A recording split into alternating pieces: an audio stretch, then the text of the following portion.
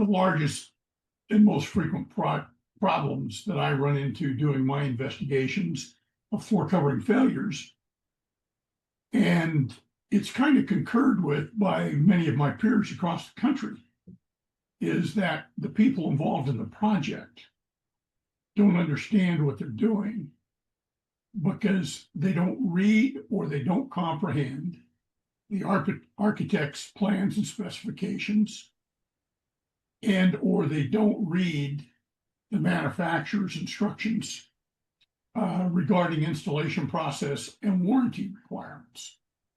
They've been doing floor covering for X amount of years, and to them it's all kind of the same, and they don't realize how critical it is to make sure you follow those specific manufacturer's instructions. Because if you follow the manufacturer's instructions and the floor fails, it's not your fault. But if you don't follow the manufacturer's instructions and the floor fails, then you're going to be left out there on an island all by yourself, because the manufacturer's going to disavow their warranty, and you're going to be facing a very expensive remediation problem on your own. And it's been my experience in the litigation that I've done over the last 40 years, very few insurance carriers will cover malfeasance or failure to properly install the floor. And if you knowingly get involved in not doing it properly, then they're just going to say, hey, you're on your own. And we've found that this is becoming more and more prevalent, to the point where it gets downright goofy sometimes, the things that don't get done. I recently had a project where there was about 12,000 square feet. It was in a building that was 35 years old, and a gentleman had purchased the building, and it was being changed from a restaurant into a really high-end jewelry store. And so he bought the building, he gutted it, put on a new roof, new stucco, new floor-to-ceiling windows, took everything down to the bare concrete, new wiring, new lighting, everything. And the flooring contractor put in the 12,000 square foot of the LVP flooring and has yet to do it properly in any phase of his installation. And he says, well, that's all the general contractor would allow us to do. See, the problem is that the flooring contractors have a fiduciary duty to do the job in accordance with the plans and specifications and the manufacturer's guidelines for installation and warranty. Plus, there's a series of industry standard and practices. That is a broad brushstroke. But when it comes down between industry standard and manufacturer's warranties, the manufacturer's warranty and installation instructions win out every time, because the industry says, well, the manufacturer, if they're going to issue the warranty, they have the right to say how it's going to be installed. And if the installation fails because the manufacturer instructed you wrong, then manufacturer's got a problem. You would think that that would make manufacturers more stringent in the way they write their instructions. But that's not true. We see problems all the time where, even within the installation instructions, there will be inconsistencies and contradictions in what the installer has to do. And then when you go from the installation instructions to the warranty requirements, there may be differences or inconsistencies or actual contradictions. And so when I see that, it tells me that these instructions have gotten put together piece by piece at different times by a bunch of different people. And maybe those people weren't as knowledgeable technically as they needed to be. So it's a problem, and it's not just in my industry, it's all phases of the construction industry. And what I understand, it's in the computer industry and everything else. things change so rapidly, and there's so much input now. When I started doing this in 1980,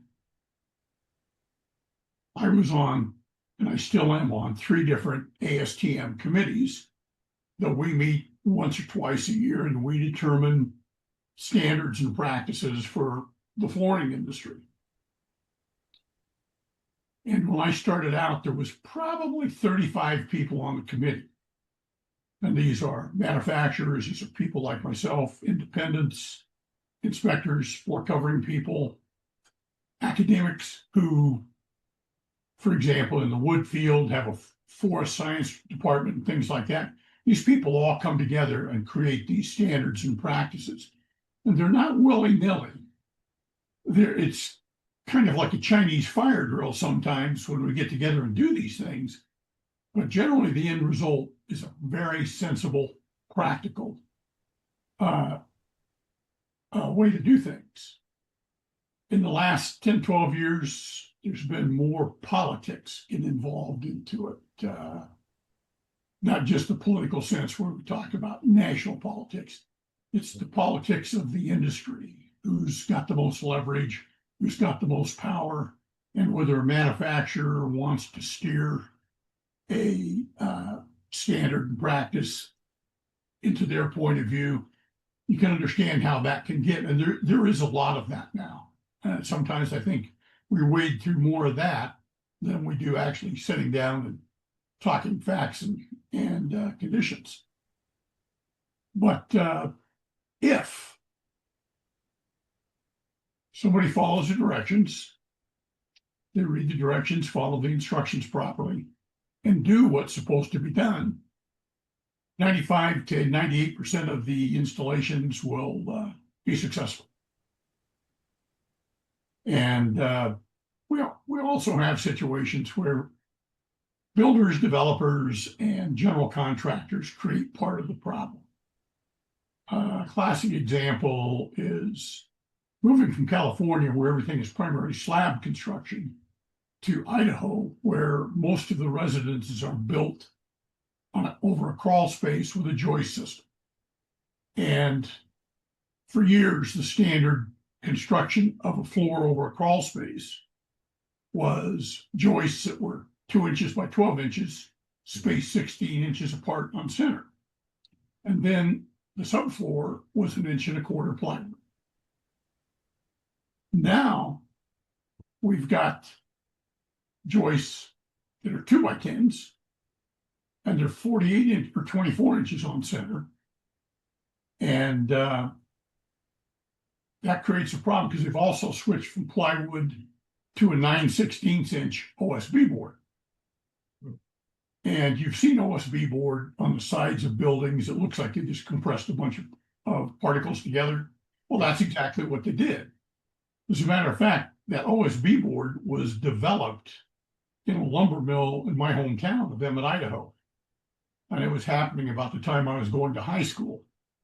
And the reason it was developed was not because it was a new scientific breakthrough. It gave the lumber mill and the lumber company a way to use all the scrap shavings and everything from their production. So they could put it together, compress it with a bonding agent, and they came up with a product that is actually very usable for the exterior buildings where there's no weight load on it, because it's much more flexible than plywood, and it's more porous. It allows moisture to pass through it in the form of vapor. But it's not good for subfloor because crawl space has high humidity. Moisture moves into that OSB board. But the big problem is where they used to have the joist 16 inches on center. Well, that meant there was a lot more support for a 4x8 piece of subflooring. Now you've got subflooring, you've got a support on each end and one in the middle, and a very flexible material that's got 2 feet to move. So you get a lot of variance. And then sometimes we invent things in my industry that it's like the industry wants to commit suicide. And there will be people who disagree with me on this, but about, I'm going to say 20 years ago, a company by the name of Pergo invented a plank flooring system designed for do-it-yourself. And what it was laminated planks that would lock together with the tongue and groove, and the average person could install it simply, because it's like putting pieces of a puzzle together. But what the average person can't do is get the subfloor in the proper condition to install this floor. So Pergo was very bright. They came up with this felt, half-inch thick felt underlayment material that you laid on top of your flooring and installed over it. Well, that stopped some of the flexing, but not enough. And because all your life you've grown up on floors that when you walk on them, they feel solid. They don't move. Now all of a sudden we got floors that move up and down and they creak and they make all kinds of noise. And eventually what happens is as those floors move and flex, there's movement in the tongue and groove assembly. And when that movement starts, it creates wear. And then eventually you get micro cracking in that system. And eventually you get a breakdown of the tongue and groove. And depending on the amount of use and the type of use and things like that, depends on how long that floor is going to work. But loose lay floors are cheaper to put in than glue down floors and nail down floors and things like that. And so human beings are basically lazy. So what happens? You got to get in somewhere in a hurry. Oh, we'll just do a floating floor.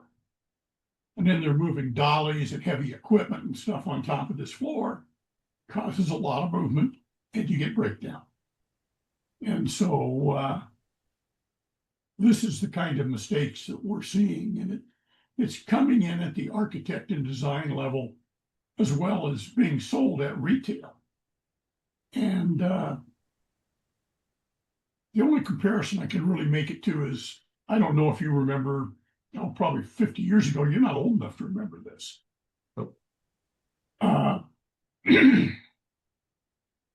Armstrong came out with a treatment called DuPont came out with a treatment for its carpet fibers called Stainmaster. And what it was a topical coating that they treated all their carpets with. It made them easier to clean. It made the fibers didn't attract soil as much, and it helped the carpet look better longer. But it was an expensive add-on, and Stainmaster worked so well in carpet, they started using it in resilient flooring. They started using it in pots and pans. They started using it in just about anything that you could coat because it had the brand name and awareness. And it worked really well for textiles, clothing, upholstery, things like that, but not so much for floor covering. And pots and pans, it didn't work well at all because Stainmaster, when it's heated, becomes toxic. So, but they had the name recognition, they could sell the product, and so they sold it. And I remember I bought a new car and they wanted to sell me a topical treatment that was basically the same thing as Stainmaster. And they wanted $700 for it. And I told the salesman, I said, that's really interesting. I said, because a 55-gallon barrel of that probably costs about $75. So where's the expense? And so needless to say, I didn't get that. But that's how some of these things come about. So when you're going to buy something and it's equipped with the, quote, latest, greatest technology, take a good look at that technology and find out what it really does. and what the longevity of it is, because today with the media the way it is and with the social media and that type of thing, there's a whole lot of misinformation that gets out into the general public very quickly. And because there's so many people saying it, it becomes a truth. And so those are the things that we run into. Yeah, there are products that don't function properly, that are improperly made. One of the biggest problems we have now is, and this is going to be, it actually is changing. About 25 years ago, American manufacturers started contracting production of a lot of the materials that they sell to offshore companies in Asia, South America, some even in Europe. Mm-hmm. And primarily the ones in Asia, the quality control just is not as good. And what was happening is we were getting, carload after carload of material shipped from Asia, sold in the United States. And the problem is a lot of this stuff comes in as private labeled by the distributors or whoever. And it's very difficult to trace who the actual manufacturer is. Yes.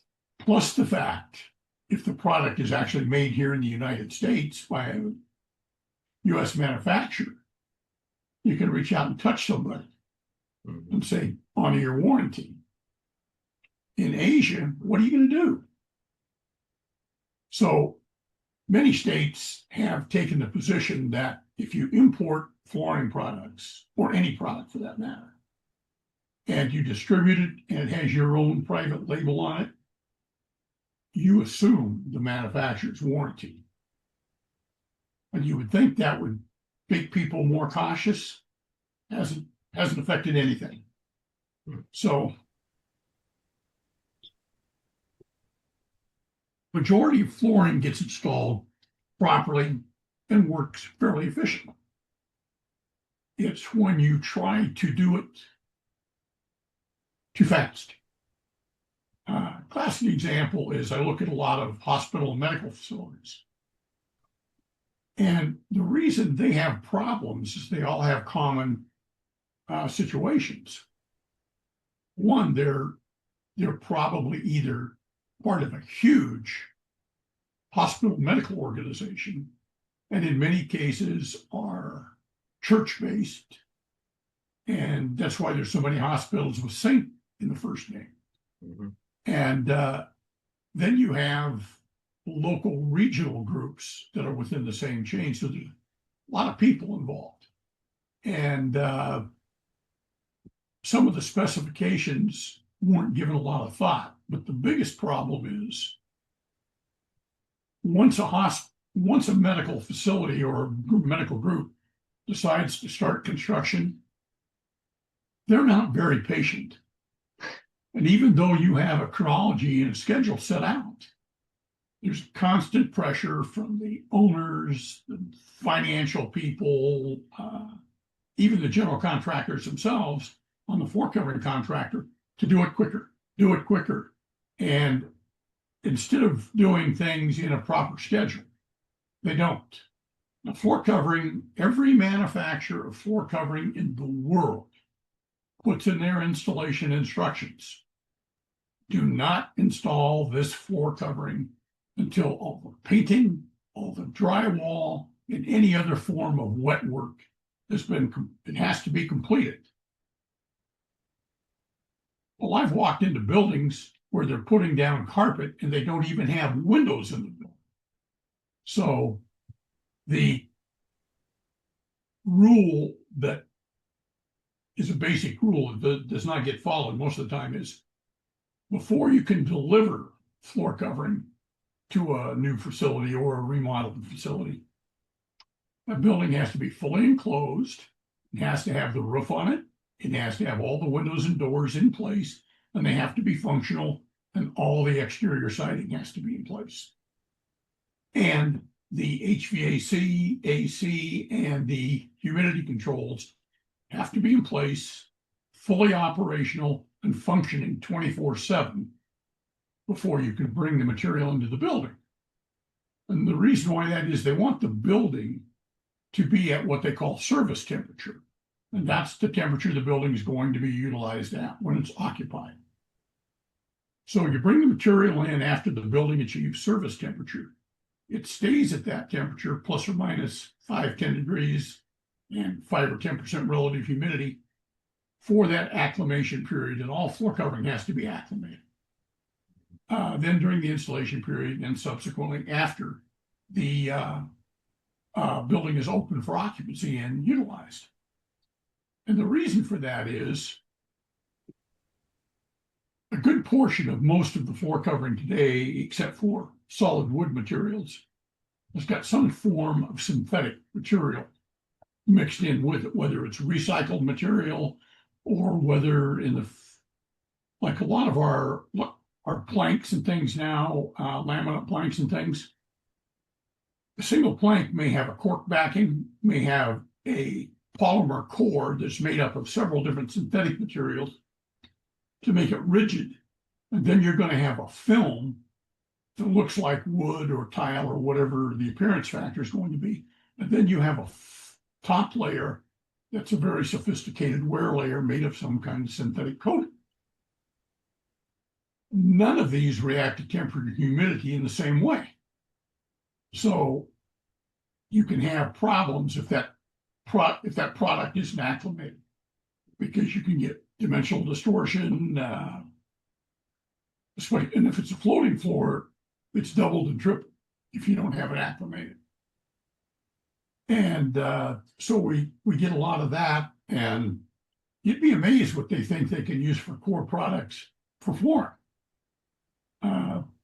There's stone and polymers and things like that mixed.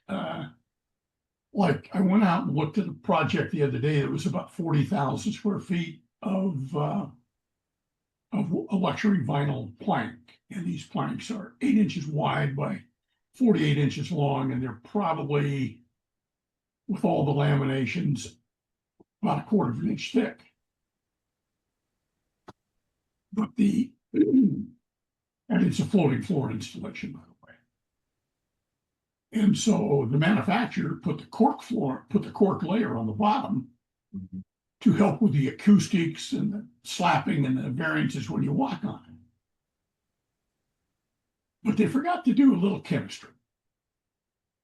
And so about 2 years later now, all of a sudden we're having problems with the plank separating from the subfloor.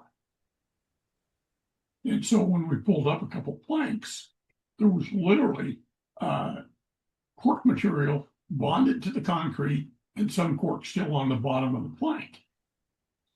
What had happened is a chemical thing called plasticizer migration from the plank into the cork.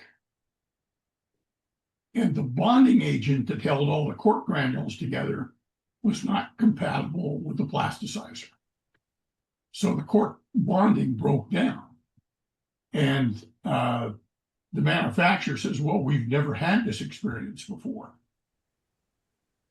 And that's a little bit hard to accept, because if you use the same formulation, you probably should have other problems unless somebody screwed up this one manufacturing run. And so now we're trying to negotiate the replacement of that floor. And the one thing I encourage everybody to do, I know you want to get the project completed as quickly as possible because you don't want to be inconvenienced by not having use of the facility or use of your home. But when you try to do things out of phase, or you try to do them faster than they're intended to do,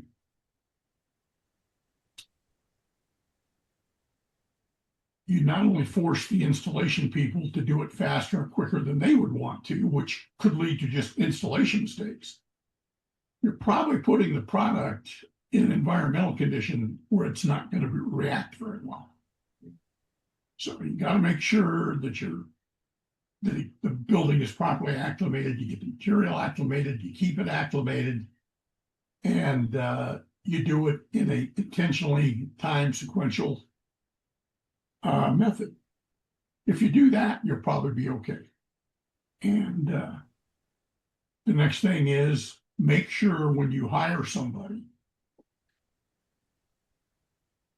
I recommend that you don't hire a flooring contractor unless they've been in business for 10 years. And I mean a legitimate business, because they have to have the ability to stand behind the product they install and their installation. And never, never, never buy the product from one source and the installation from the other source. Because if you have a problem, what you're going to be doing is standing in the middle of a big circle with everybody pointing fingers at everybody else. And the only way you're going to get it resolved is you're going to have to litigate it.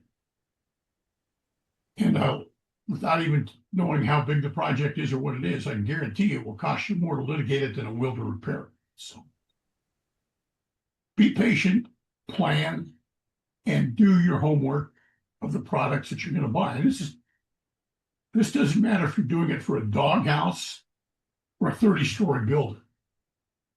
You've got to, first of all, and then one of the biggest things commercially we see,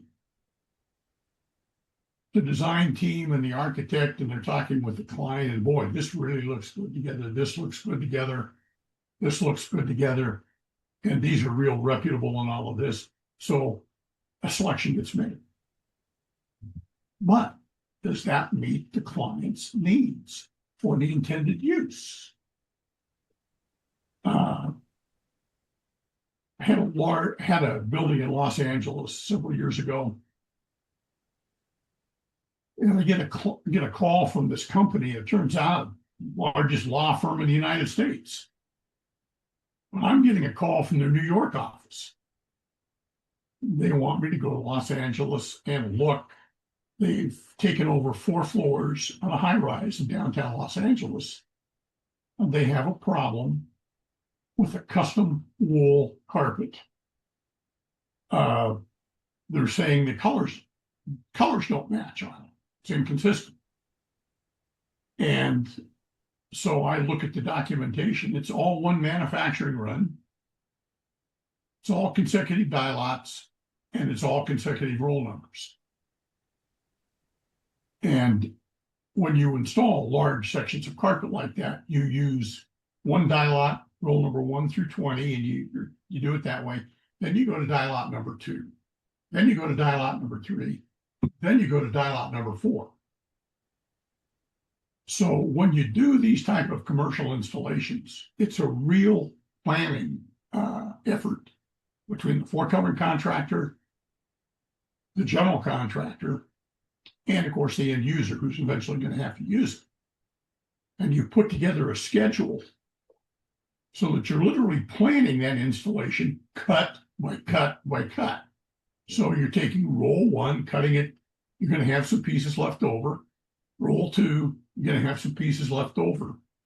So you've got to plan this so you can go in consecutive order. Let's say you start on the 3rd floor, you do all the 3rd floor, then you do all the 4th floor, then you do all the 5th floor.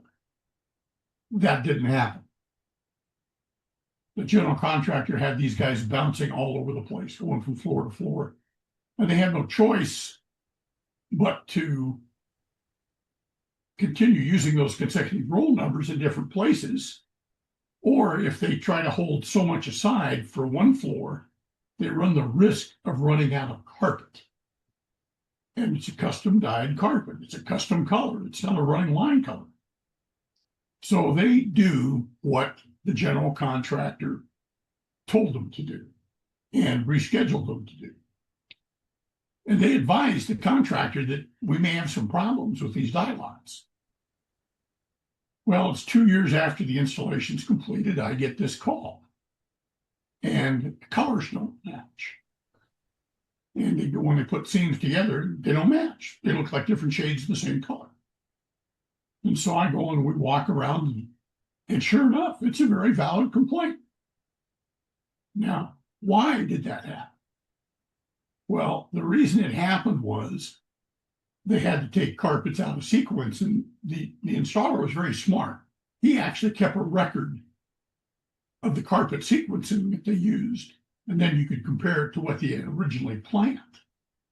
So he had definitive proof that they made him do it out of order. But what they didn't take into consideration on 3 floors of office space, the whole exterior of the offices are floor to ceiling, darkened, 2 thickness glass with a gas layer in between. And they didn't count on all the different kinds of lighting that they were going to have for the corridor lighting, the office lighting, even some differential lighting over some of the cubicles and things that are out in public space. And they certainly didn't take into account all the light coming in from outside through the tinted windows. And we figured out there were 47 different types of lighting. And then besides the carpet, which was a neutral, very neutral beige, light colored beige, which I thought was a terrible color for the selection for what they were going to use. But then you had fascia on cubicles and things like that that create a light refraction. And I mean, there was light bouncing all over the place. Now, all carpet, with it, you know, you don't think of it as being light refractive. Yep. It's not shiny, but your eyes can detect the differences of the light shining on it, and it changes the effect visually. So we spent a week going through here, marking off all this stuff. And so I said, well, I guess we just have to prove that there's nothing wrong with the carpet. So we would bring in blackout drapes in the corridors and block off a section and bring in plug lights, balance the lighting, and the problem went away.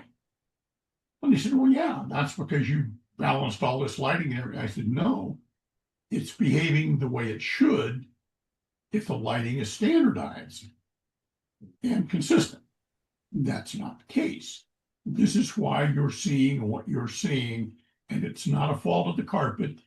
It's a fault of the optics and the lighting and the different surfaces that the light is refracting on.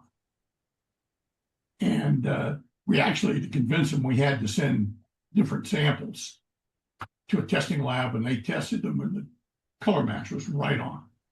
It was acceptable within dye lot to dye lot. So the general contractor had to pony up a bunch of money, and they never replaced the carpet. But the general contractor had to pay for my fees, a bunch of other fees, plus the litigation fees. So it was a pretty good chunk of change, plus their own litigation fees.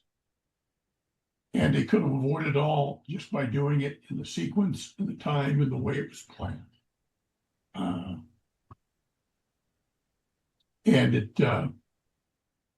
One of the ironic things about this, the person who was helping me walk through the law firm and everything was their head of security. And the guy looked exactly like Wilford Brimley, who was in a TV series at that time about a big law firm. And he was the security agent for the law firm. And it was like this TV actor's taking me all around. But those are the kind of things that I run into.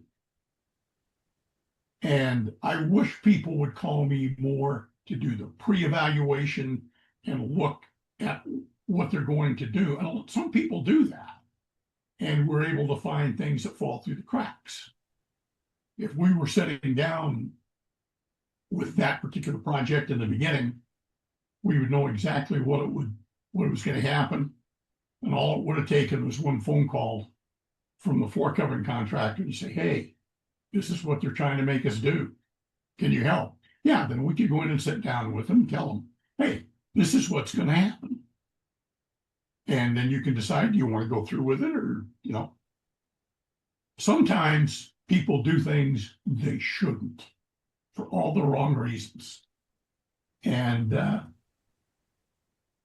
I had a bunch of T-shirts made up when I was talking to a group of installation people a few years ago.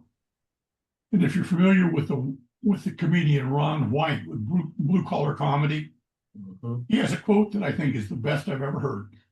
You can't fix stupid. And so I had a bunch of t-shirts with "You can't fix stupid" on the front, and then the installation seminar and everything on the back. But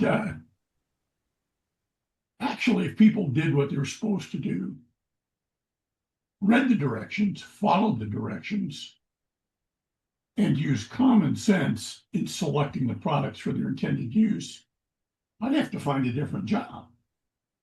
So fortunately, I'm safe for a while, I think.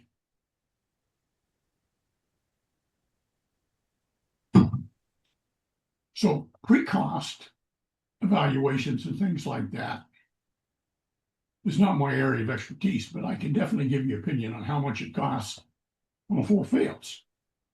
Over the years, we've done some evaluations with different types of flooring failures, different size, scope, and you can figure that will cost about 2.5 times the original purchase price of the installation if you don't have to litigate it.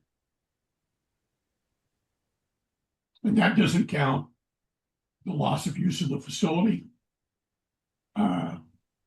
any of the costs that go along with that type of thing. And the reason for that is you now have a floor that you have to tear up and go all the way to the subfloor. And in many cases, depending on the type of subfloor, you may have to completely redo that subflooring. Because if it's a concrete subfloor, you're going to have to remove all the surface contaminants. So that means you got to bring in a shot blaster or a grinder, which is very dusty. So now you're going to have to bring in some type of containment, which even the basic is expensive. But if you're in a medical facility or something where dust is a problem, it gets more critical, it gets more expensive, kind of slows down the remediation. And then you get into buildings. Once a building is up and running, they can't just shut the building down and leave. You've got to do it. Say you got 30,000 square feet that went bad. You may only get 2,000 or 3,000 feet at a time to repair. So it becomes a very time-consuming, very cumbersome. What could have been done in 2 or 3 weeks, if you had complete access, will take you months. So the costs are extended and increased. I've got one project right now where I'm going back to revisit an inspection I wrote 2 years ago. And they want to know how they can fix 12,000 square feet of resilient flooring that's installed in a laboratory area that basically is just one big clean room. And the answer to that is, well, how much access do I have? How long are you going to give it to me? And how long can I shut down one area for a time? When you start talking like that, people start looking at dollar signs running out the door. And they're reluctant to pull the trigger. Well, in this case, the client is going to make a decision. Part of the problem was due to the original slab substrate of the building. And there were some things wrong with it that weren't disclosed to them when they leased the building. So they've got to make a decision on whether they're just going to move up, go to another building and say to hell with it, or are they going to stay there and try to fix this thing? Fixing it the way they want to do it right now is going to take about 8 months. And it's going to be shutting down about 2,000 square feet at a time and moving from section to section to section to section to section. And they're not happy with that, but the alternative is shut everything down. And the other problem is this is a clean room. So what we basically have to do is you take and you build a tent over every table. And it has to be an airtight tent, and it has to be fairly substantial plastic material. that won't puncture easy or tear easy. And so then you wrap it all around the table, you anchor it at the bottom so dust can't get in. And then once you get all of this stuff done, you bring in the floor crew and they remove the floor. They get it down to concrete with adhesive, and then you bring in the diamond grinder or the shot blaster.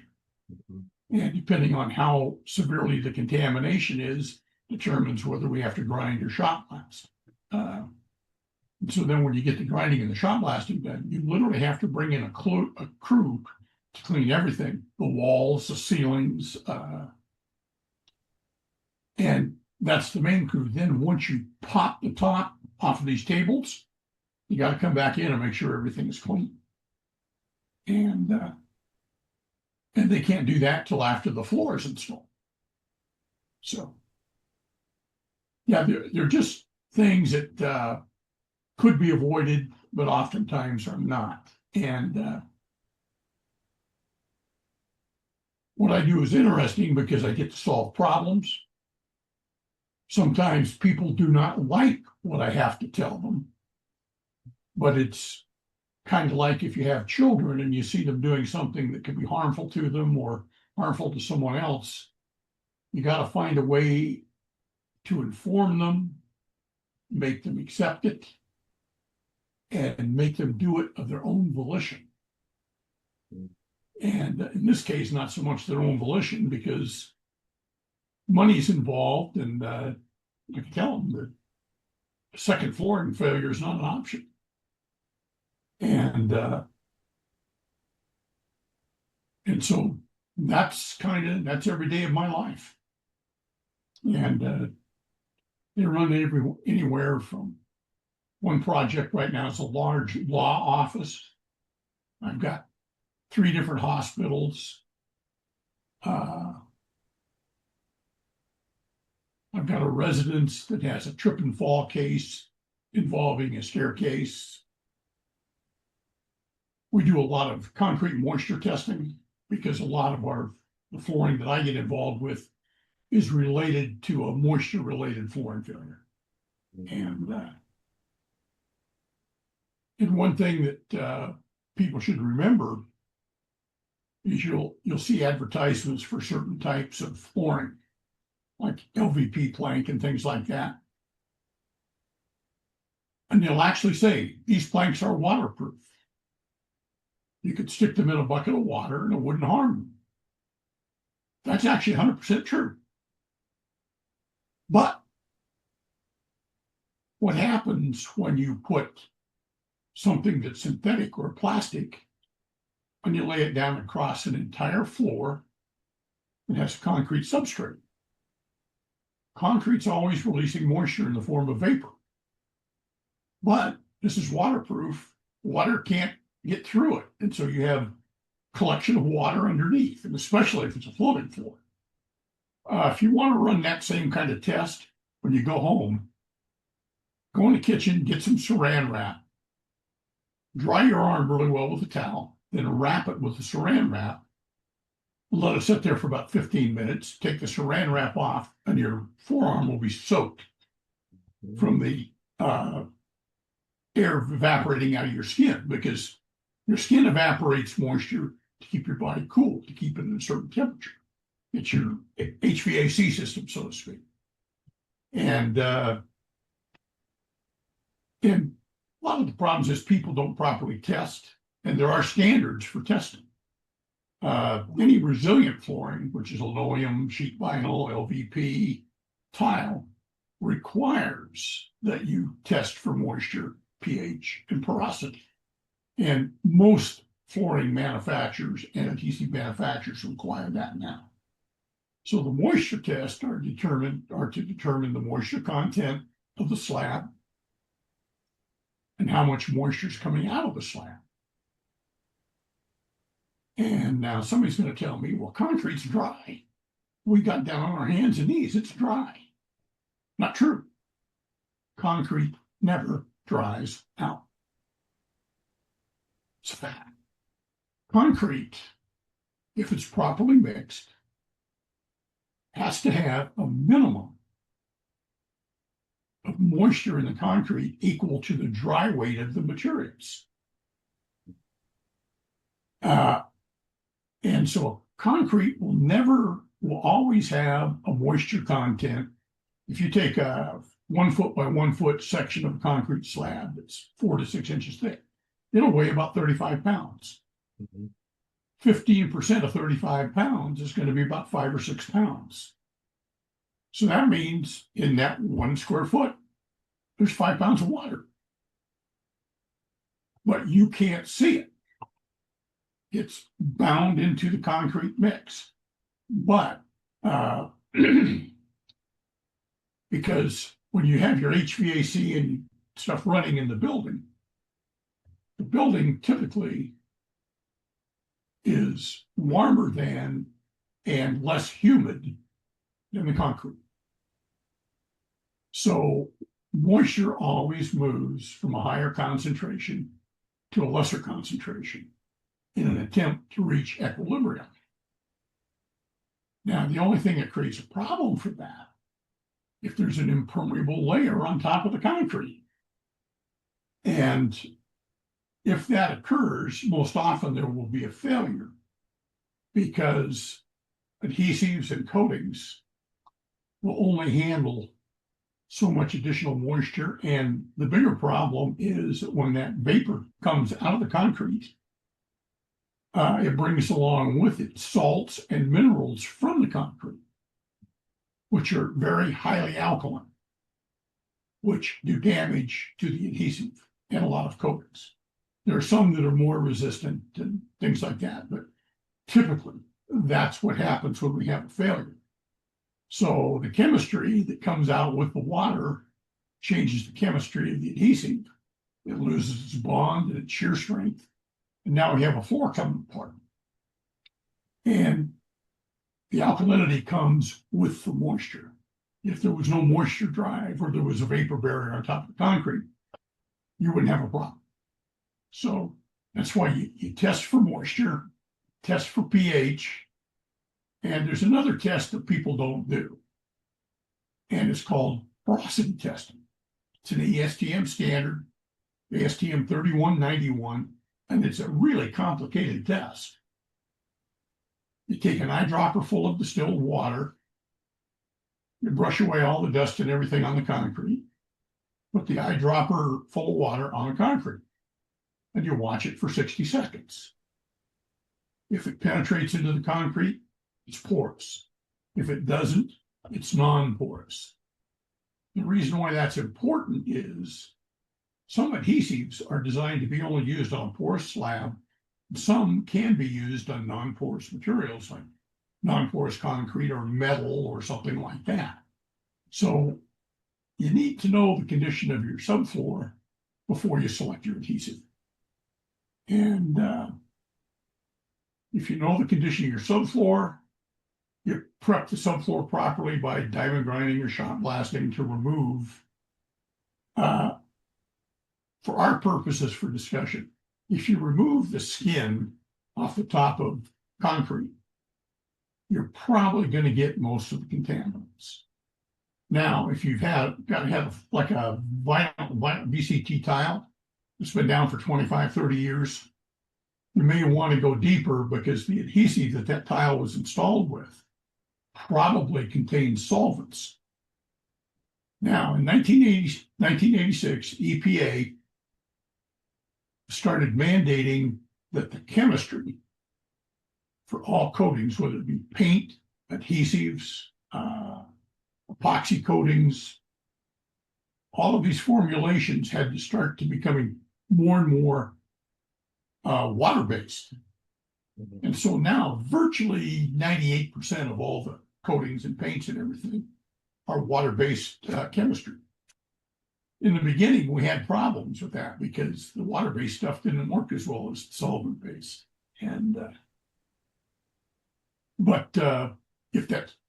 when you remove something that's been installed with a solvent-based adhesive, if you've ever been around anything that's oily or have petroleum base, which all solvents are, is they're very viscous and they will penetrate into anything that you lay them on. So there will be some penetration into the concrete. And the deepest I've ever found it was 1/8 of an inch. But, if you just did a diamond grinding or a light sanding, you're not going to get that salt. And so then you're going to do your moisture testing and see where it stands. And if you need a vapor barrier down, then what's going to happen is you're going to put the vapor barrier down, you're going to put the floor down, the floor's going to fail. Why? Because now when that moisture drive starts to try to occur, because it has to, because you've got less humidity in the room and it's warmer. You got cooler concrete, higher humidity, it's got to try to move. And so what happens is it runs into this roadblock of either an adhesive coating or a vapor barrier. And the chemistries are not compatible. You're mixing oil and water. And so then you have a debonding of the floor from the concrete. And it's hard to get people to think in the worst case scenario. They always want to think in, well, that probably won't happen to us. General contractors are very good at doing that. Because I've talked to installers and general contractors. Well, I've been doing this for 30 years. Same way, never had a problem. They're either the luckiest human beings on the planet or they're lying through the teeth. I'll let you decide. And we have this ultimate law of the universe in our industry. And I wish I could say I thought of this, but I did not. A contemporary of mine came up with the idea a few years ago. The floor never lies. If you look at the floor and you know how to understand the conditions, the floor will tell you exactly why it failed. And then he puts a parenthesis behind it, only people lie. So it got shortened over the years. Floors never lie, only people do.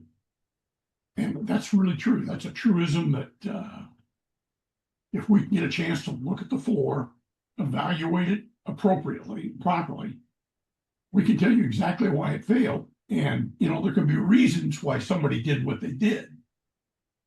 But what they did was wrong. So when you run over the child in the street, your alibi can't be he was too short, I didn't see him. You weren't paying attention. You're probably driving too fast. And the child was standing in front of you. Yes, it's really unfortunate the failure occurred. And it's unfortunate that you didn't see the child. But who's responsible? You are. You're driving the vehicle. And it's kind of the way it is. The installers get blamed for everything. No matter what the failure is. Well, the installers were there. They put it down. They were the last people to touch it. They have to be at fault. Some cases they should be or could be. Did they read the instructions? Did they follow them? Did they have meetings with the general contractor prior to the installation of commencement of the floor? And did they have everything planned out, the sections and how the work was going to flow? Then did the general contractor follow through on that plan, or did he just jump them all over the place, which generally is the case? Now, with things like LVP and things like that, that's not as much of a problem. But with carpet, wood flooring, especially if it's pre-finished wood flooring, you have to be very careful with that. And so everything that I look at, every failure that I see could have been prevented with proper planning, following directions, and using common sense. Because generally the skill level of most of the people who install the flooring is acceptable. It's generally fairly good. You run into some cases where you got somebody that should be out plowing a field installing a floor, but most of the time that's not the case. And I've found over the years that people don't give it credit. Installation of flooring is literally an art form. It's not just a physical skill, a construction skill. In order to be a good floor covering installer, you have to be creative. You have to have the ability to contemplate and think ahead and plan. You have to have the ability to use good judgment. And as you're putting things together, you have to have the ability to look at what you're seeing and making sure it's the way it's supposed to look. And then you get into the skill of the actual application of actually installing the floor. So they don't get credit for being skilled craftsmen that they are. Mm-hmm. Trust me, I've run into some of these guys that have egos like Picasso. They're good at what they do. They know they're good at what they do, and they're kind of hard to talk to sometimes. And I run into it all the time. I'll be looking with a guy that will say, well, how long has it been since you installed the floor? Well, to be candid, I have installed a floor since maybe 1973.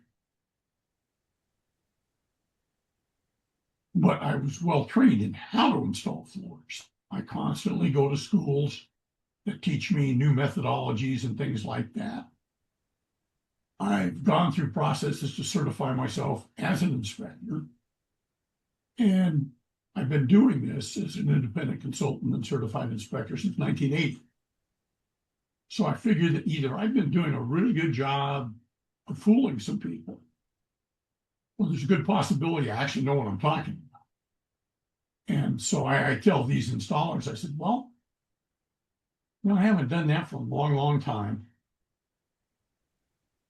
But you don't understand.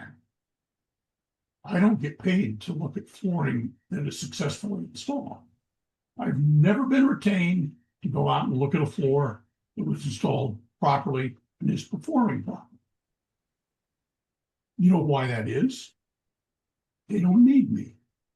So before you ask me how long has it been since I installed the floor, I'd like to ask you, how long has it been since you went to an update school to make sure that your skills are contemporary with what we're doing today? Or are you still doing it the same way you've been doing it for the last 20 years? So that kind of has a tendency to quiet them down. Because actually, education for an installer is expensive. I don't know what installers make, for a yearly wage across the country. The good experienced ones that have skill make pretty good money, and they can make really good money. I know a couple guys that are independent installers that are making $150,000 a year, plus their expenses. But they're really good at what they do, and they get called in on special projects. They're not just out there running around doing stuff like that. But to go to a school, say that somebody's going to teach somebody a new technique for installing LVP solid core vinyl. The school's going to be at least 3 to 4 days. So he's got to take off a day for travel, days of school, and a day to travel back. So he's lost a week of work that his boss isn't going to pay him for, generally. And that school will cost anywhere from probably $600 to $1,000, plus his hotel, his food, any other miscellaneous expenses. So it's not an inexpensive endeavor. He's looking at, probably a couple $1,000 expenditure for that week, plus no income. And how many times a year can an installer do that? So they don't do it, as much of it as they should. Second thing is, if an installer is continually updating his education, getting more proficient at what he's doing, and has the credentials to prove it, he should get paid more than the guy that doesn't have that background. Good luck in that negotiation. Typical floor covering contractor, retailer will tell an installer, well, we pay X amount of square foot or X amount of square yard. If you want the work, we'll hire you and we'll put you to work. If you don't, you need to go somewhere else. And there are exceptions to that. So that's a broad brush of the industry. But so things are kind of hindered in that regard. Now, manufacturers come in and they teach classes and things like that locally that are no cost. But you don't see them teaching those classes at night. You don't see them teaching those classes on the weekend.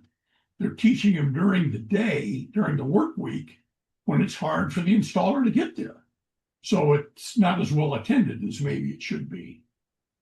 And I can use my own relationship. When I got my wood certification to inspect wood floor covering, the first requirement in order to go to the wood inspection school was I had to go to what they call wood school. And that's the National Wood Flooring Association's wood school. And you go in there and they teach you everything there is to know about installation of wood floor, right down from subfloor to installation to sanding to everything you need to know. And you have to go to that school before you can go take the inspector's test. So that school happened to be in Memphis.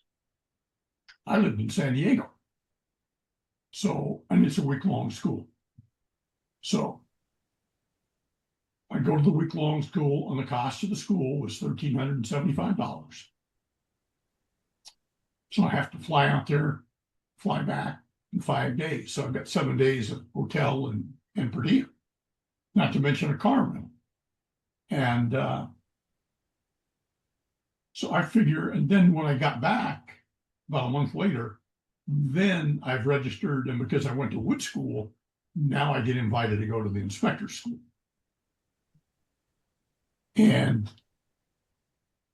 a week before I go to the inspector school, the two major organizations that are putting this together have a falling out, and they decide that they're going their separate ways.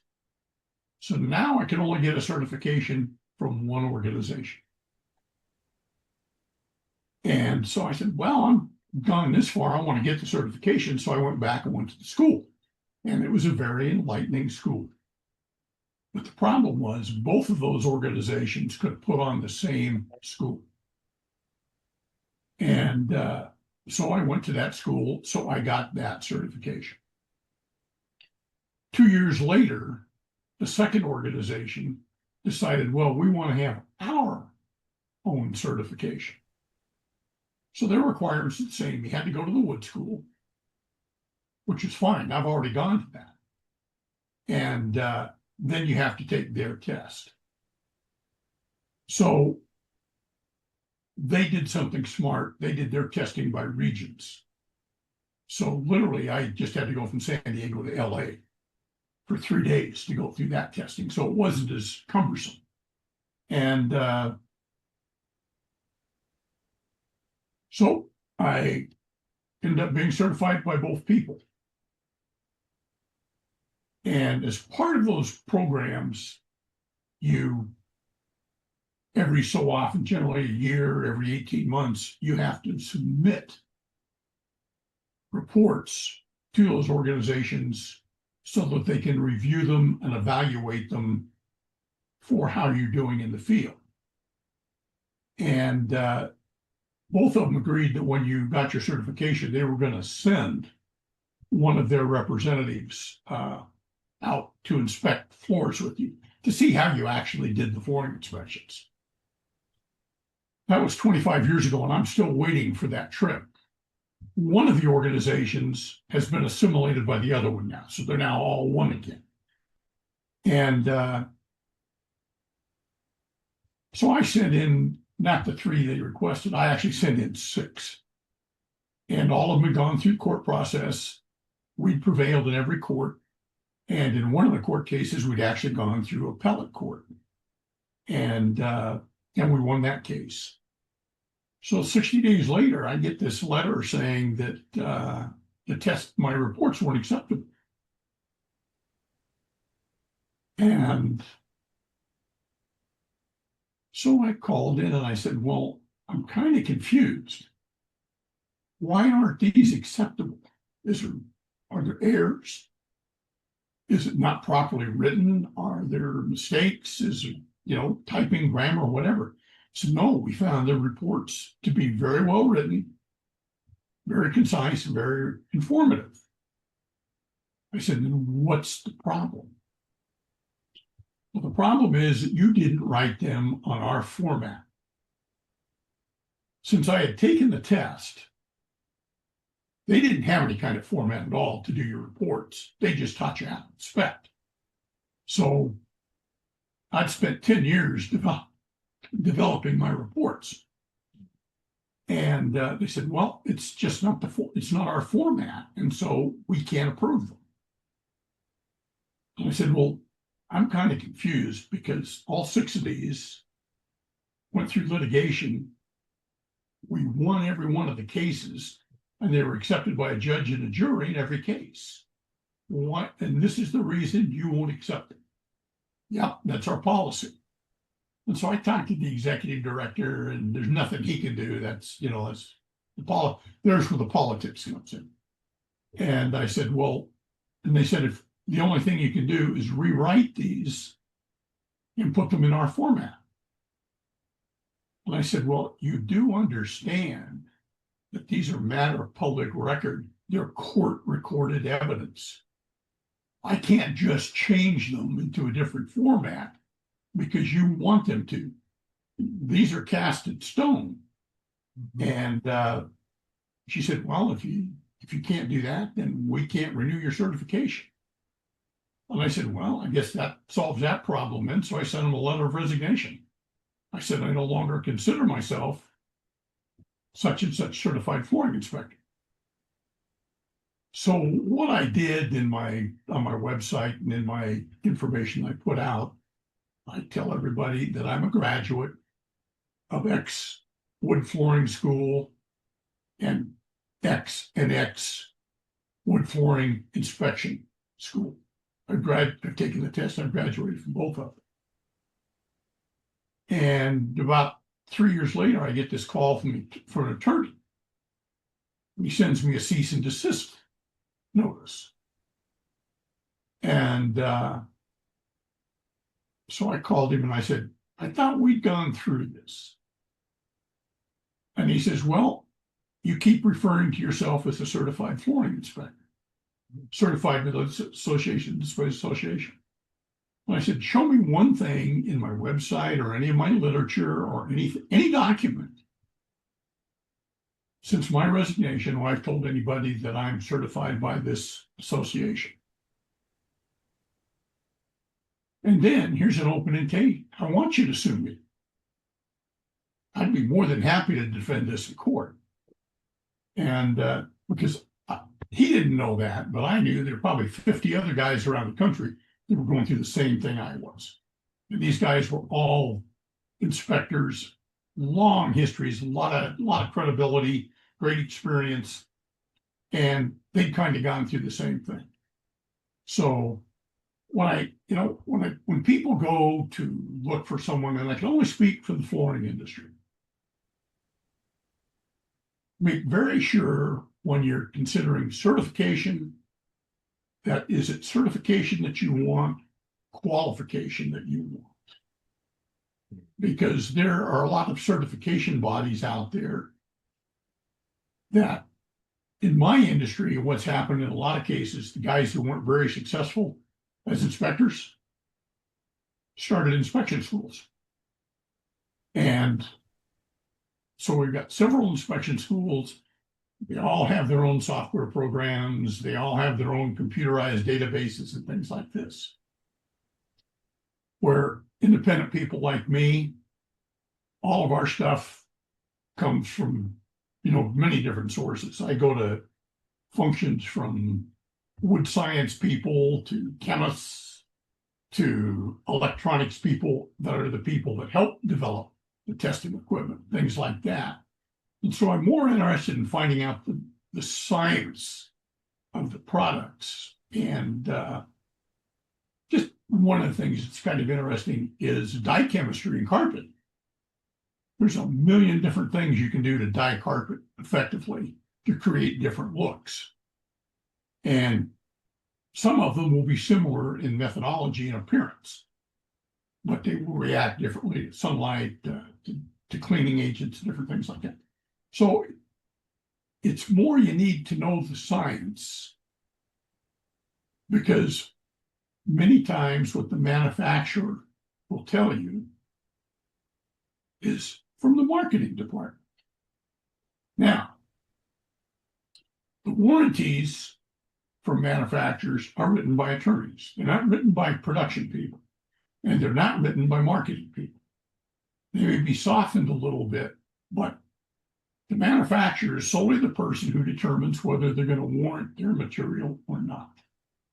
So when there's a problem, you got to make sure that when you're addressing the manufacturer as the culprit, if it's a manufacturing process, you really got to have somebody who understands the science of what they're looking at, and not just a lot of the marketing stuff that comes out of the manufacturer.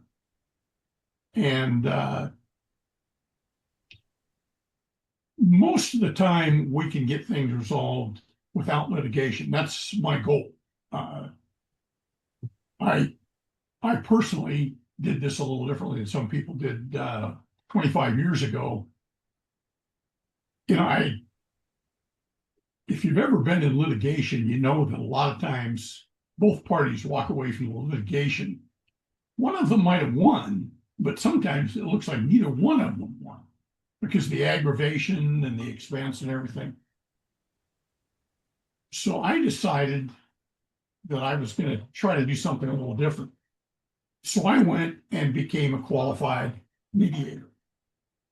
I went to the San Diego Mediation Center's training course, but I did it not because I want to do mediations. I do them occasionally for people, but what I wanted to do was have a different frame of reference so that as I approached an inspection, and as I went through this inspection and report writing process, I'm trying to create an arena where we can mediate and negotiate a settlement without going through all of it. Because litigation's a really expensive process. And unfortunately, the only people who make any money in litigation are me and the attorney. And I would prefer to make the money helping solve the problem without going into court. And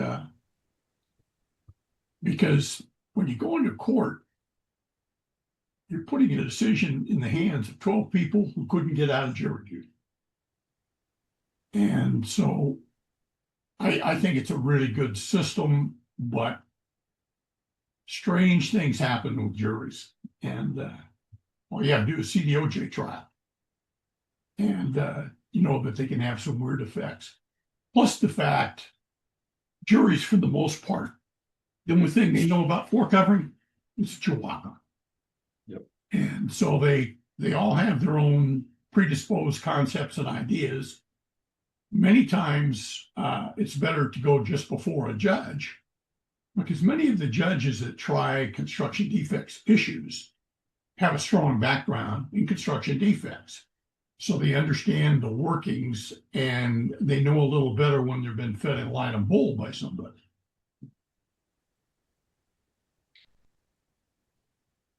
So to make a long story short, the best way to solve a problem with floor covering is when you go to have somebody install flooring in your home. Don't hire them unless they have 10 years of experience, and you ask for 3 references or more, but the references have to be a minimum of 3 years old. You want somebody 3 to 5 years because you want to know how the floor is down the road. You don't want to know they put it in 6 months ago and it's fine. And then you just got to make sure that you use your head and do a little research into the products that you're going to buy, and ask questions. Make your floor covering contractor answer difficult questions about the floor, and then just pay attention. You know, you can't tell them how to do it. You got to let them do the work, but pay attention to what they're doing and kind of document it so that if something does go wrong, you may have a key piece of evidence that is in your favor. Or if you're a floor covering contractor, there's certain things you should do, and most of them don't do this, sad to say.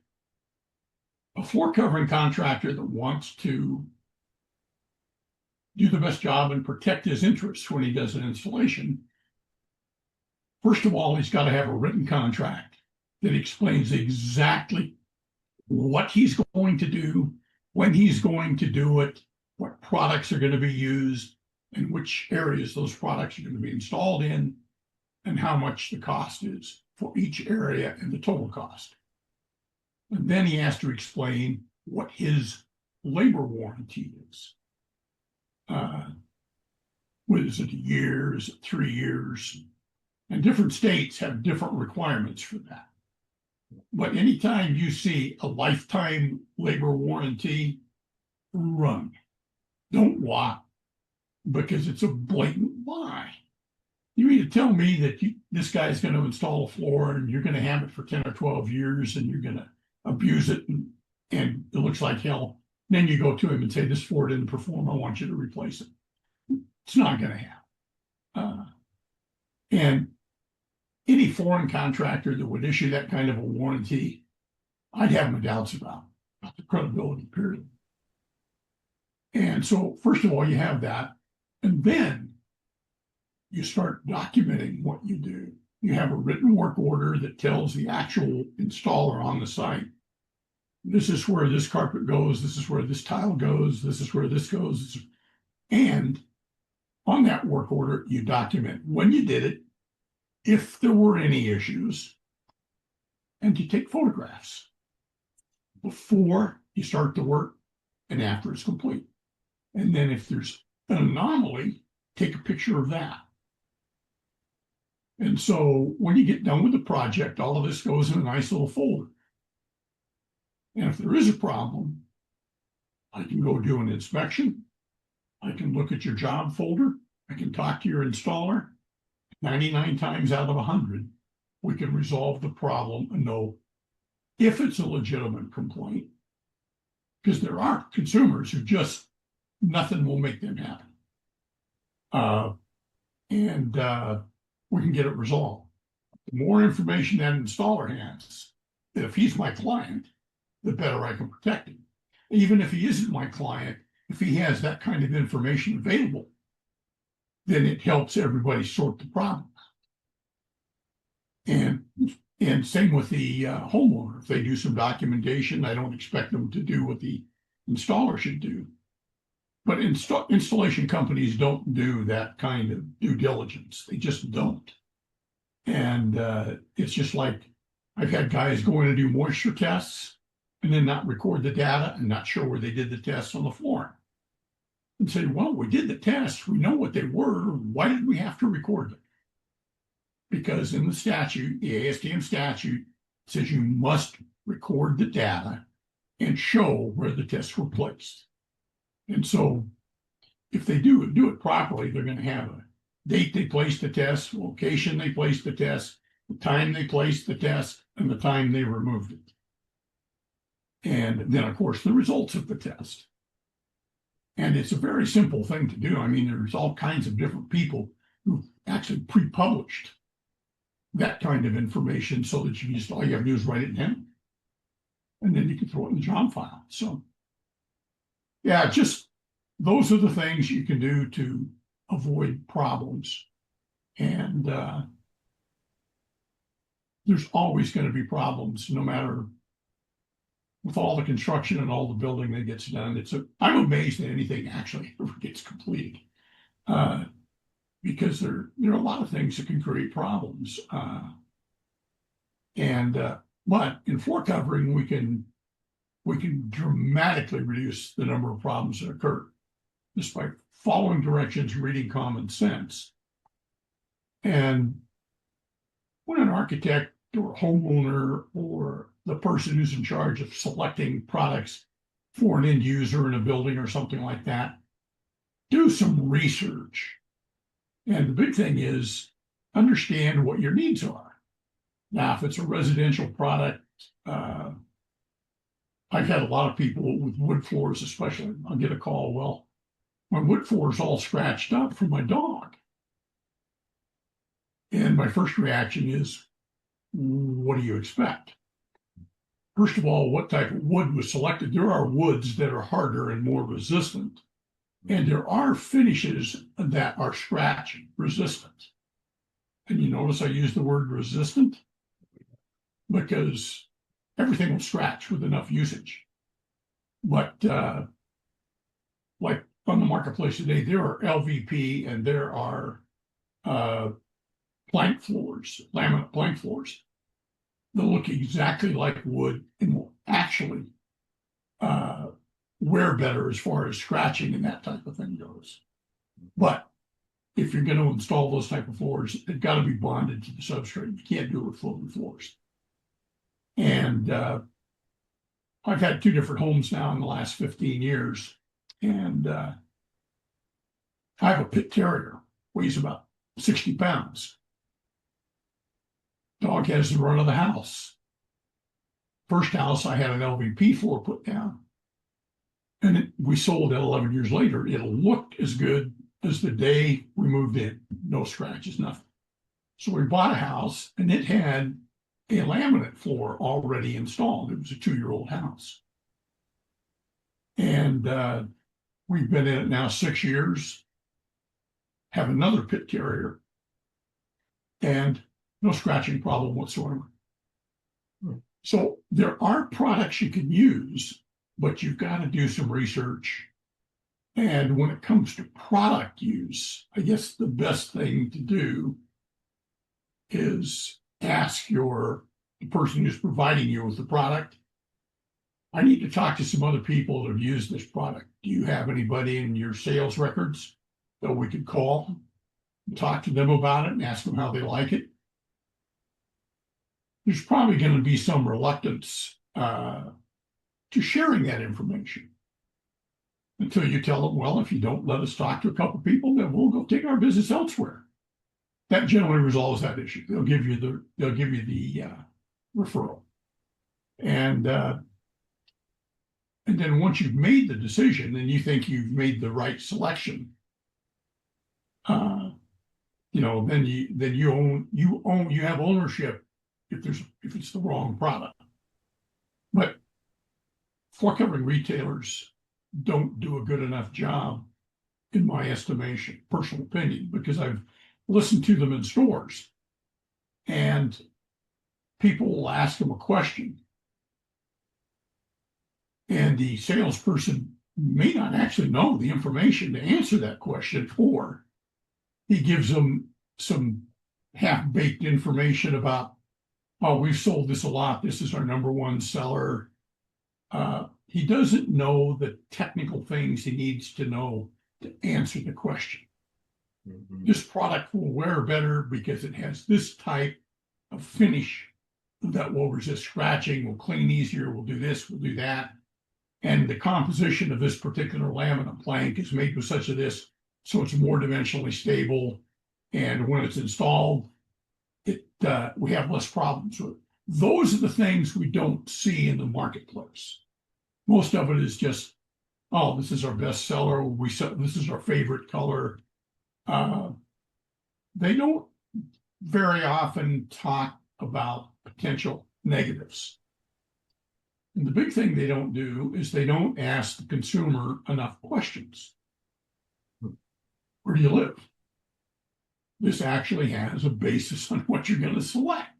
Because if you live on a farm, you might want something different than if you live in the city. How many children do you have? Well, the more children you have, the more durable this product's going to need to be. Do you have any animals? Oh, we only have 11 dogs and 3 cats.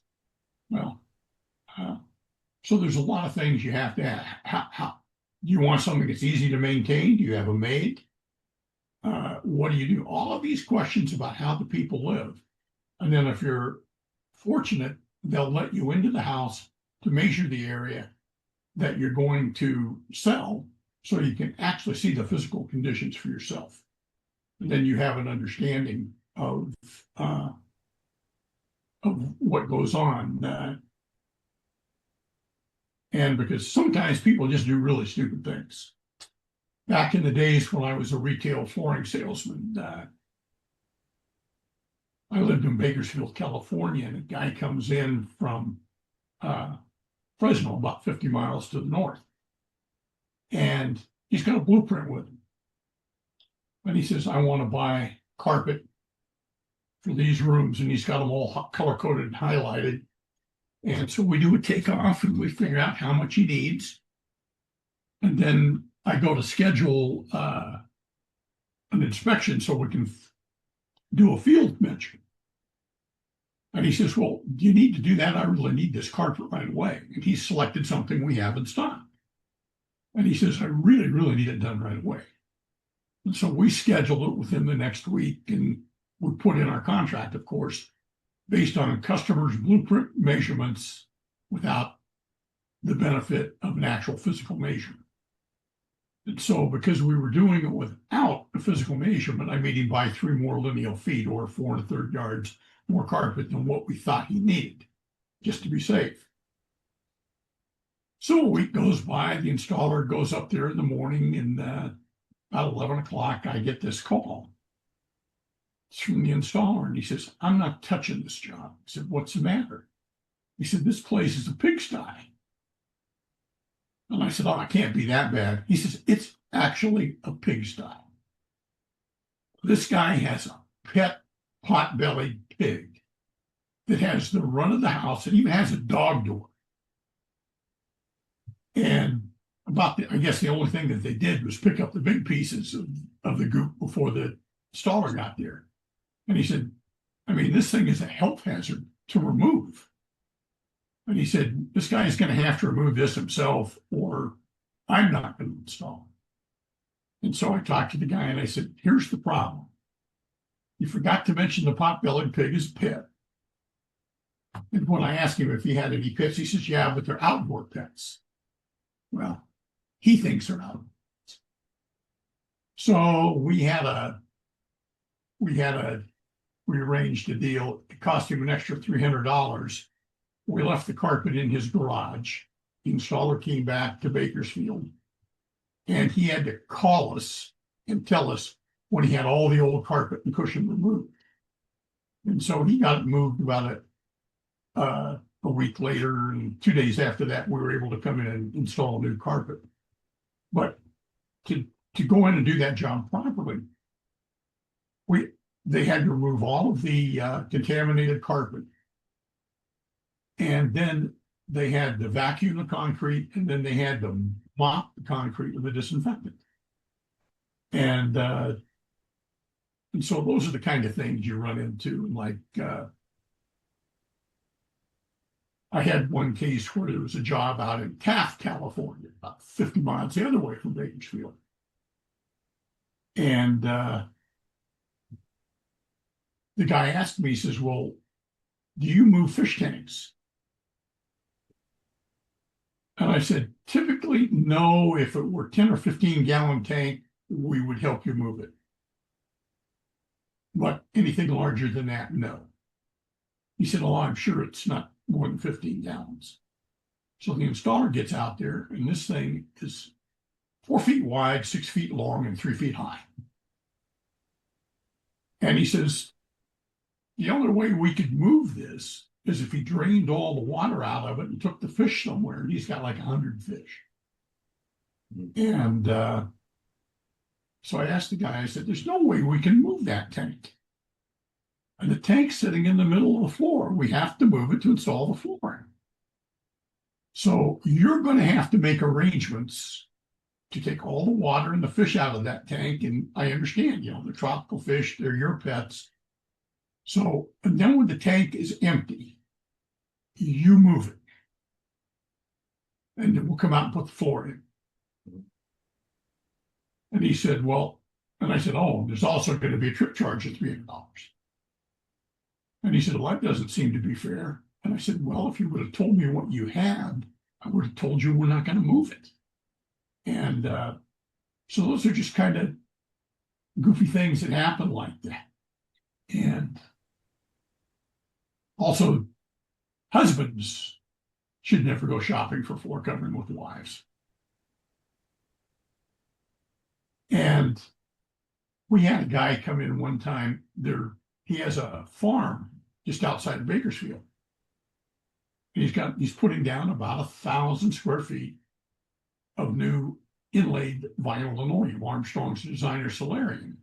And it's pattern matched and it's coved and everything else. And he and the wife are there selecting patterns and stuff. And the wife is liking this one thing really well. And the husband, oh, I like this, but I like this better. And I took the husband aside and I said, I'm trying to save you a problem. He said, what do you mean?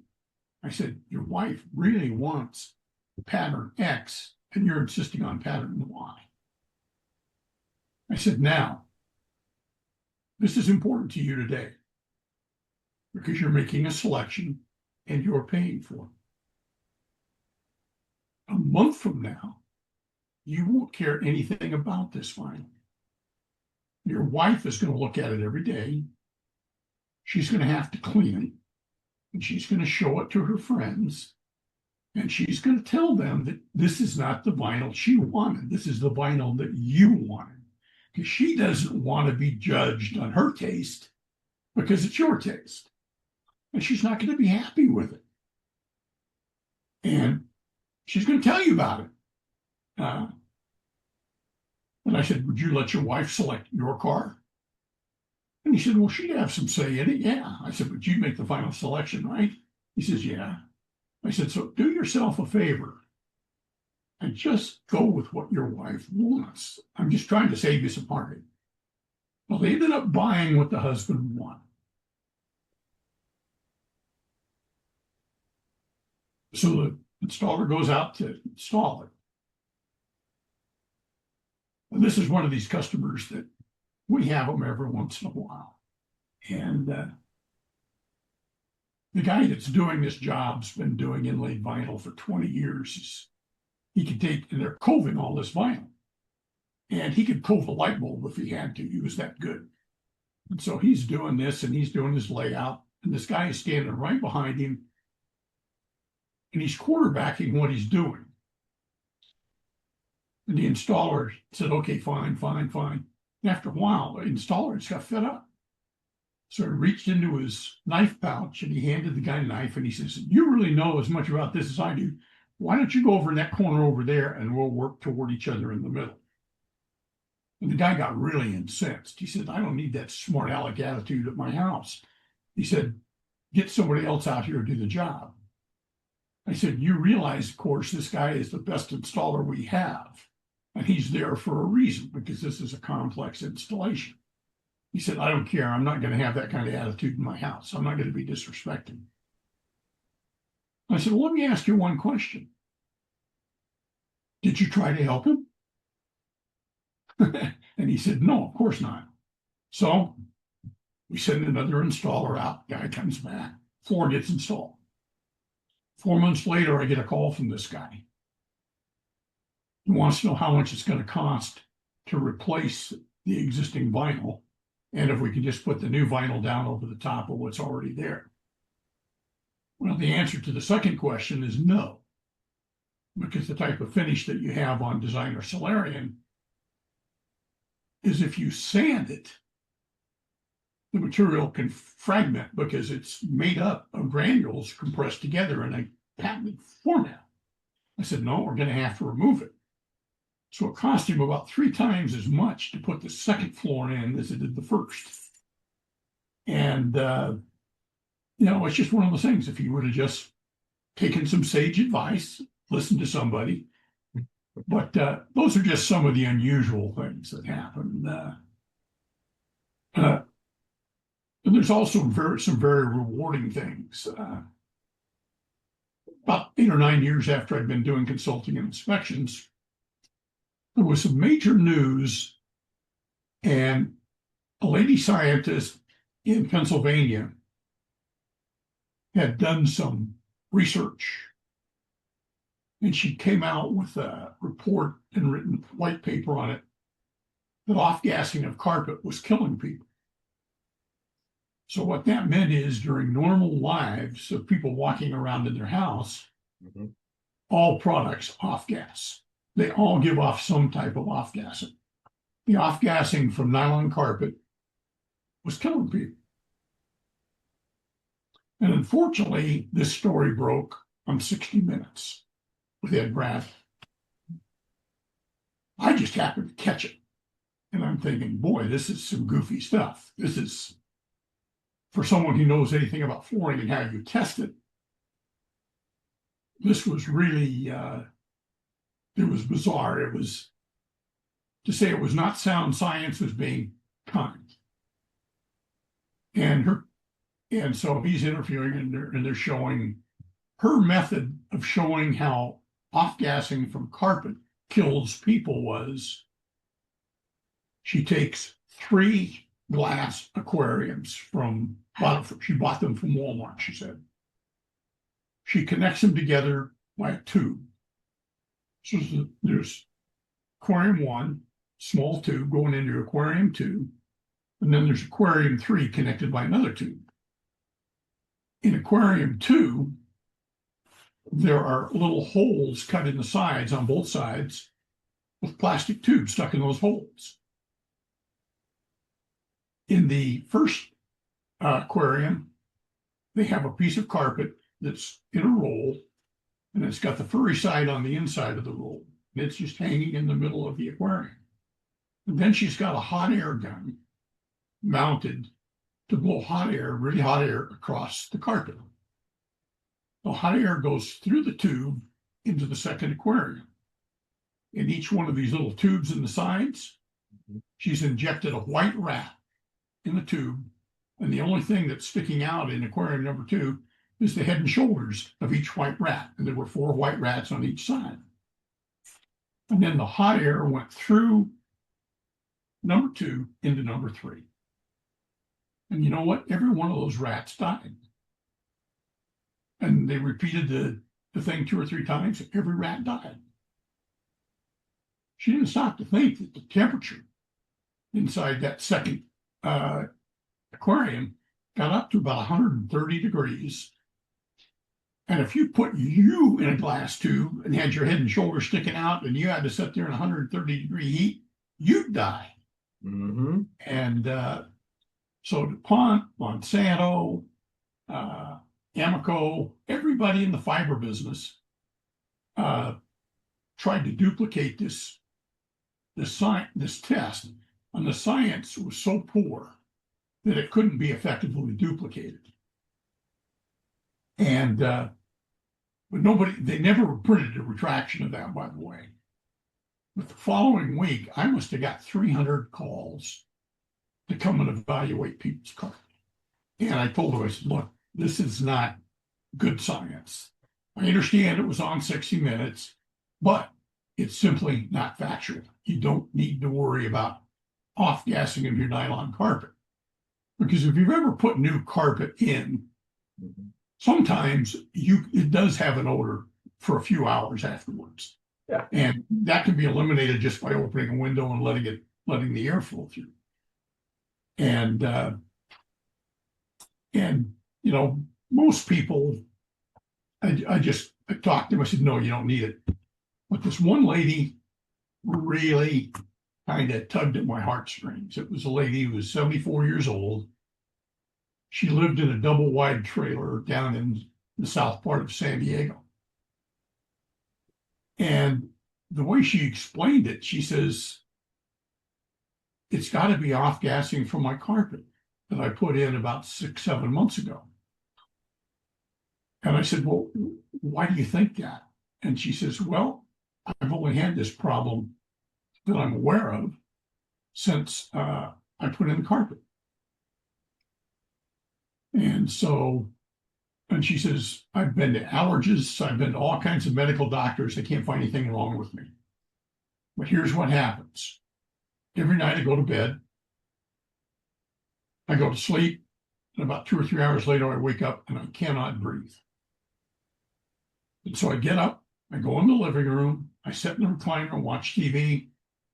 I'm fine. I go back to sleep. I wake up in the morning. And she says, I really need to have you come and look at this just for my peace of mind. She says, I've already made out, redone my will. She says, I'm preparing to die. So if you would please do this. So I go down and I look at the situation, and she's living in a 3-year-old double wide mobile home. If there's anything built on the planet where the finished surfaces are going to off gas, it's a mobile home, because they're not made with the best finishes for the most part, and things like that. So I go in and I'm looking around, and everything, the house is very well kept. And so I said, well, let's go look at your bedroom. And I go in and I walk in, and all of a sudden I look down, and my shoes are covered with a white powder. And I look up at there's a fan right above her bed, and I look up at the fan, it's got white powder on it. And she's got her window open at the end of the bedroom, and the screen's in it. It's got a bunch of white stuff in it.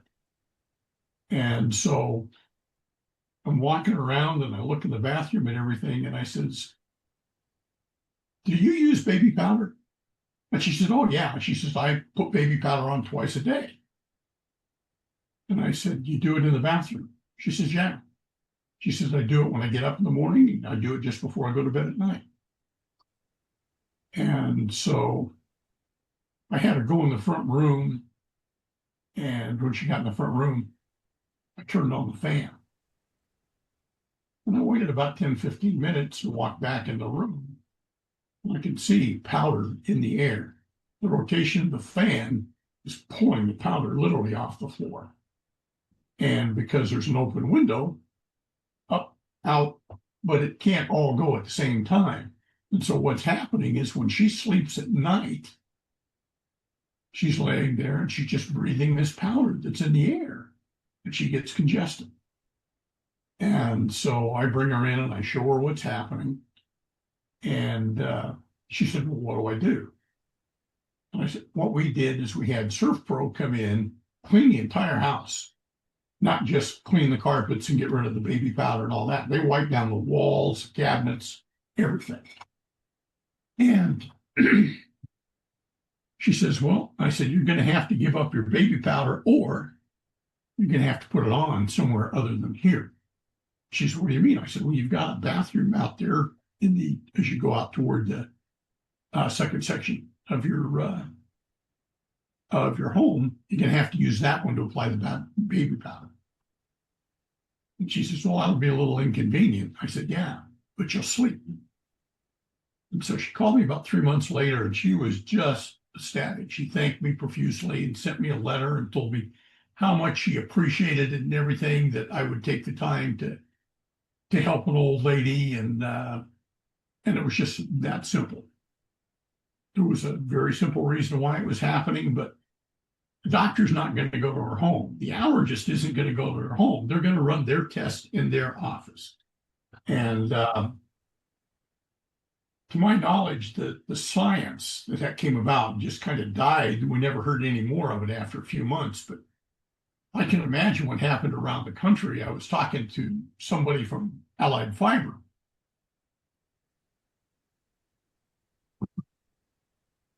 And I said, what kind of backlash did you guys get from that? She said, it was unbelievable. She said, we had calls coming in from everywhere.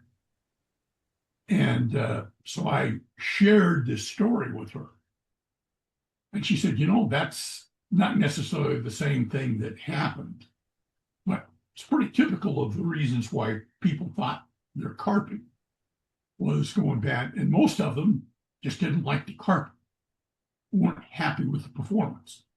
This gave them a way to maybe get a free new carpet. And so they said, we probably nationwide handled 3,000 or 4,000 claims.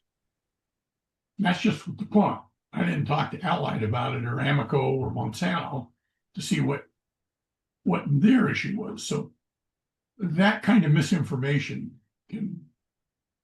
can you imagine what would happen now with social media and the internet, something like that? Yes. It'd be just crazy. Now, for people who have allergies or asthma, carpet will collect dust. Even though there are a lot of anti-static capabilities, synthetic carpet is an inherent dust attractor. So if it's something where dust allergies are a thing that you have an issue with, you're probably better off with a hard surface. And I myself prefer carpet. But I just like the feel of it, and I like the warmth and the aesthetic. But we've probably got, I've got laminate flooring in probably 70% of my house. It's easier to maintain, and it just seems to work better. Do you have any interesting questions? I mean, I've talked a lot about what I do, but I'm sure you have some questions. I've got a question. The other day when we spoke, you mentioned a fashion designer who used to be a client or a friend of yours at some point, quite a while ago, and a lesson that he taught you that I think is really important for all of us to understand. Ralph Lauren, if I recall. What was the name again? Ralph Lauren. He taught you. Oh, yes, yeah. It's the Ralph Lauren. Mm-hmm. And I have been doing work for Ralph Lauren for probably 20 years. And we started doing his work because I got a call from a mall manager down in National City in California, and they had leased a store area to Ralph Lauren. And now they had a flooring failure in it, and Ralph Lauren was saying it's the fault of the mall for the way they prepared the space to be received. And so I went down and looked at it, and it's a beautiful store. It's 12,000 square feet of that time engineered hardwood flooring, 9 16 inches thick, which was probably one of the more expensive types of flooring in vogue at that time. And they said, we did everything that Ralph Lauren said, and now they're blaming us because the floor was lost bond with the concrete substrate. It was a glue down. And I said, well, let's take a look at what you were supposed to do. And so I read the specifications that Ralph Lauren had sent to this mall and what they were supposed to do before Ralph Lauren ever brought their tenant improvement contractor in was to mop the floor, clean up all the floor, and then put down a product called Bostic's MVP. And Bostic's MVP was a really good moisture vapor retardant that you applied to concrete. And the instructions that Ralph Lauren sent said they were to clean the floor, then apply the MVP to all areas. Let it dry, then cover it with masonite and construction paper.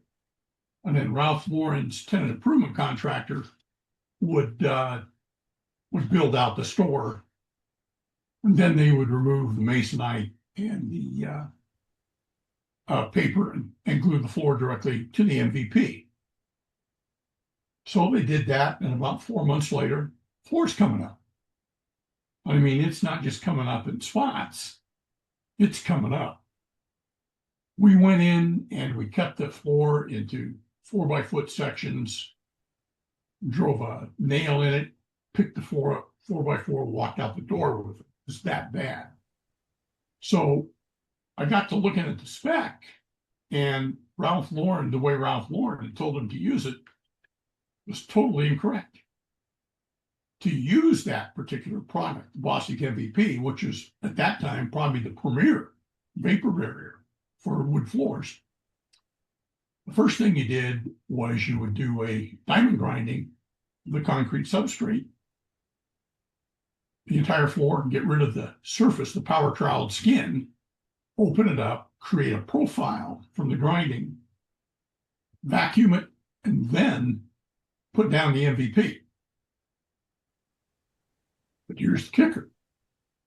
If the MVP was installed and allowed to set in place for longer than 72 hours, you had to go back and do a light sanding, or you had to wipe it down with mineral spirits or acetone or something like that to recreate the surface that the adhesive has to bond to. That was never done. They just pulled up the masonite and everything like that and put down the floor. Well, the adhesive stuck to the MVP. The wood stuck to the adhesive. The MVP didn't stick to the concrete. And so the construction people from Ralph Lauren came out, and we met with the tenant improvement contractor and explained to him, this is why this failed. You used the right product, you just didn't use it in the right way and at the appropriate time in the construction. Well, that didn't sit real well with the construction people. They said, well, this is what we were told by Bostic. And so I showed them a copy of the Bostic installation criteria for MVP. And I said, this is what it says. This is their instruction. Do you have something where Bostic gave you something different in writing? And they looked at it and said, no, this is what we have. And I said, well, then somehow there was a translation problem in your interstore spec to the mall. So Ralph Lauren had to pay for the repair of their own store. And as we're getting done with the conversation, the tenant improvement contractor says, well, this creates a little bit of a problem for me. I said, why? And he says, we've got 4 other stores in Southern California that we're building out right now under this same program. He said, can you go take a look at these 4 stores? How quick can you do it? And so it took me about 3 or 4 days to arrange a schedule where I just went up to LA over 2 days and looked at all 4 of the stores. We stopped the process and we explained how it had to be done. And Ralph Lauren didn't like it because they like to move their display cases and things in kind of right at the last minute, and they want to set them before the flooring goes into place. And there's nothing wrong with that. Mm-hmm. It's just that if you ever have to change display cases or move one, now you have a real problem on your hands because you got to hold the floor. And so I said, here's what we have to do. Get all of your exterior stuff built, get your walls up, get your painting in, and we'll of course do the sanding and everything while you're grinding, just as you're finishing up everything. So the painting's done, the floor's prepped, they come in and they level the floors and make sure everything's flat. Then they come in, put the MVP down. 48 hours later, they put the adhesive down, they put the new plank down, boom, works like a charm. But we had them do one thing that they didn't have in their spec. And at that time, they were using velvet ropes to create lines to the cash registers. And we told them, if you're going to drill holes in this concrete, then we've got to line the holes with a different type of vapor retarder. We use a penetrating material that penetrates into the concrete and won't let the moisture come up the metal pipe.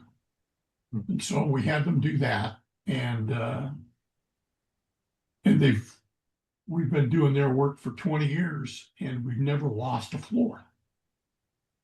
And it just came about after we looked at the other 4 floors. I get this call from Ralph Lauren, and they said, well, what would it take for you to put together a program for us where we can do it in all of our stores and we don't have to worry about this? So I did put together moisture testing protocols for installing floors and the different types of floors.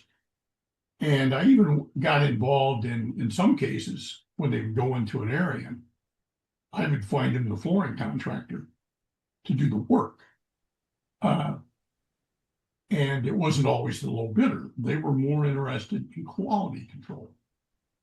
And so then I would talk with the tenant improvement contractor, the flooring contractor, to make sure that testing, and we did all the testing of the slab. We have technicians all around the country. And we would do the moisture testing, and then based on the results of the moisture and the pH and the porosity testing, we would tell them whether we recommended a vapor barrier or not. We already had the vapor barrier selected and the application method and that type of thing. And then the installer would come in and do the installation. And if he had a problem with the installation, he didn't go to the general contractor. He came to me and said, what's the problem? What do we do?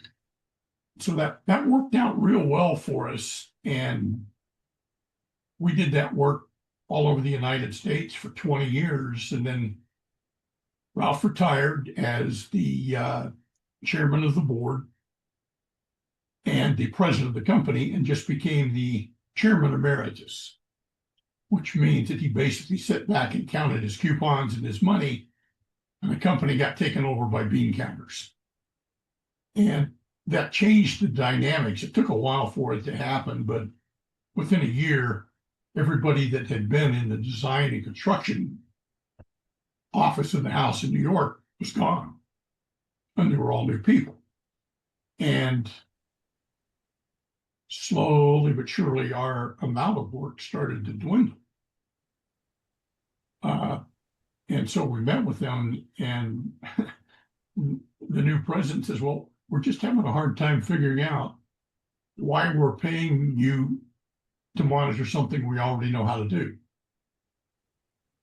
I said, well, the secret is you know the what, but you don't know the why.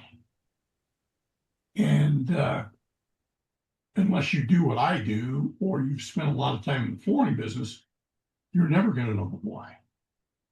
Because yours stops at the what and how much. And so then he's completely retired from the operation whatsoever now. I'm not sure what the company's changed even more so, and it's become a lot more like other large national companies where it gets big and it gets cumbersome. But I had the good fortune to meet him personally one time at a mall in Miami, where they were introducing at that time their junior stores, where they were opening a store strictly for juniors. And they already had an adult store. They had an off-good store, and there was one other store that they had in that Miami mall. And so I was at the grand opening because I was looking at a problem we had in one of the other stores there. And I'm just sitting there sipping a cocktail, watching the ceremonies and everything. And he comes over and sits down beside me. And I thought, well, didn't know what to say, but I said, hi, how you doing? And he said, hi. He says, you're the only person in the room I don't know. Do you work for my company? And I said, well, in a way, I'm a consultant for flooring for you. And so he asked me what I did, what we do, how we work with this company and everything. And he says, well, how long have you been doing this? And at that time, it was about 16 years. And he says, well, you must do it pretty well or you wouldn't be doing it that long. And so we talked back and forth, and he told me a little bit about his philosophy and things like that. And that's what really struck me is this is one of the few major corporate people that placed a really high value on training employees and meaning it. I mean, literally training it with the intention to make them better so they could make more money. And he said, but the biggest challenge to training the employees, we had to come up with a solid plan about how we were going to operate our stores. And so he talked a lot about that. But he was one of the most genuine, straightforward, common sense guys I've ever met in a position like that. And I've dealt with several Fortune 500 corporate people like that. And none of them are as forthcoming and as genuine as he appeared to be. But if you go into one of his stores, even today, you won't find any better store as far as cleanliness of the displays, the organization in the store, the professional knowledge of the salespeople, and just the general overall, they're a cut above. And he set a lot of standards for that industry that people have copied. And it's one of the guys I really admire. I was really sorry to see him go. But now, because the company's changed so much and they're more centric in the fact that they want to control their own destiny and blah, blah, blah. But I still get calls from their tenant improvement contractors all the time when they have problems on a job. They don't call New York, they call me. And they ask what can be done, or I talk to the installer. But those are one of the real rewarding things of being able to work with companies like that. And the one thing that I have found is the people who have started companies like that, like Ralph Lauren, like Coach, an old company, you might remember them, Edison Brothers Corporation, but you knew them as Leeds and Baker Shoes, 579, The Gap, Jeans West, Fashion Conspiracy, and a couple other stores. Those were all part of Edison Brothers stores. Okay. Those were owned by two brothers. And they were very successful. When I started with them, they were doing about $1.3 billion since 1975. And a lot of money. They had about 2,900 retail stores. They were different than Ralph Lauren. We had some things in common, but they wanted to jam as much merchandise as they could get in the square footage of the store. They wanted to maximize that square footage. And when you're going through their store, sometimes even their own people would say, you feel like you're in a Goodwill store. There's so much stuff. Right. But they were very centered and focused on their people that work for them. And they did do a good job of training them. But they relied too much on design people that were whimsical. They didn't do a good job of long-term plan. It was, oh, this looks good. We can use this. We can use that. When I went to work for them and started working for them as a consultant, they said, well, let's show you our warehouse. So I went to their warehouse in St. Louis. And these people had more carpet stacked up in piles than a lot of carpet mills. And I said, what is all this? And they said, oh, this is all carpet that we don't use anymore. I said, what? They said, yeah, we discontinued using it, and it was just here in the warehouse, so it's been sitting around. I said, well, what do you do with it? And they said, a couple times a year we have a sale to our employees, and they can come in and they can buy some if they need it for $1, $2 a yard. And some of this carpet probably costs $20 a yard wholesale. And we actually got their business initially because they didn't know how to buy floor cover. They would go to a manufacturer, they liked a particular type of carpet, they'd buy 5,000 yards at a time, have it shipped to St. Louis, cut it up and reship it with their furniture to the different stores, which means they end up with a whole lot of carpet they never used. Right. And so we changed the format of what they were doing. Started out at the beginning of the year, they would provide me with a list of new stores they were going to build and a list of stores they were going to remodel and the target dates to start construction on each one of those and an target open date. And then we used up a lot of the materials that they had there, or some of them anyway. But then they wanted more contemporary newer style carpets. So we sat down with the manufacturers and we said, we're going to change the way we're doing this with you guys. You're going to make the 5,000 yards of carpet for us. We're going to commit to it. But what you're going to do when you get that manufacturing run,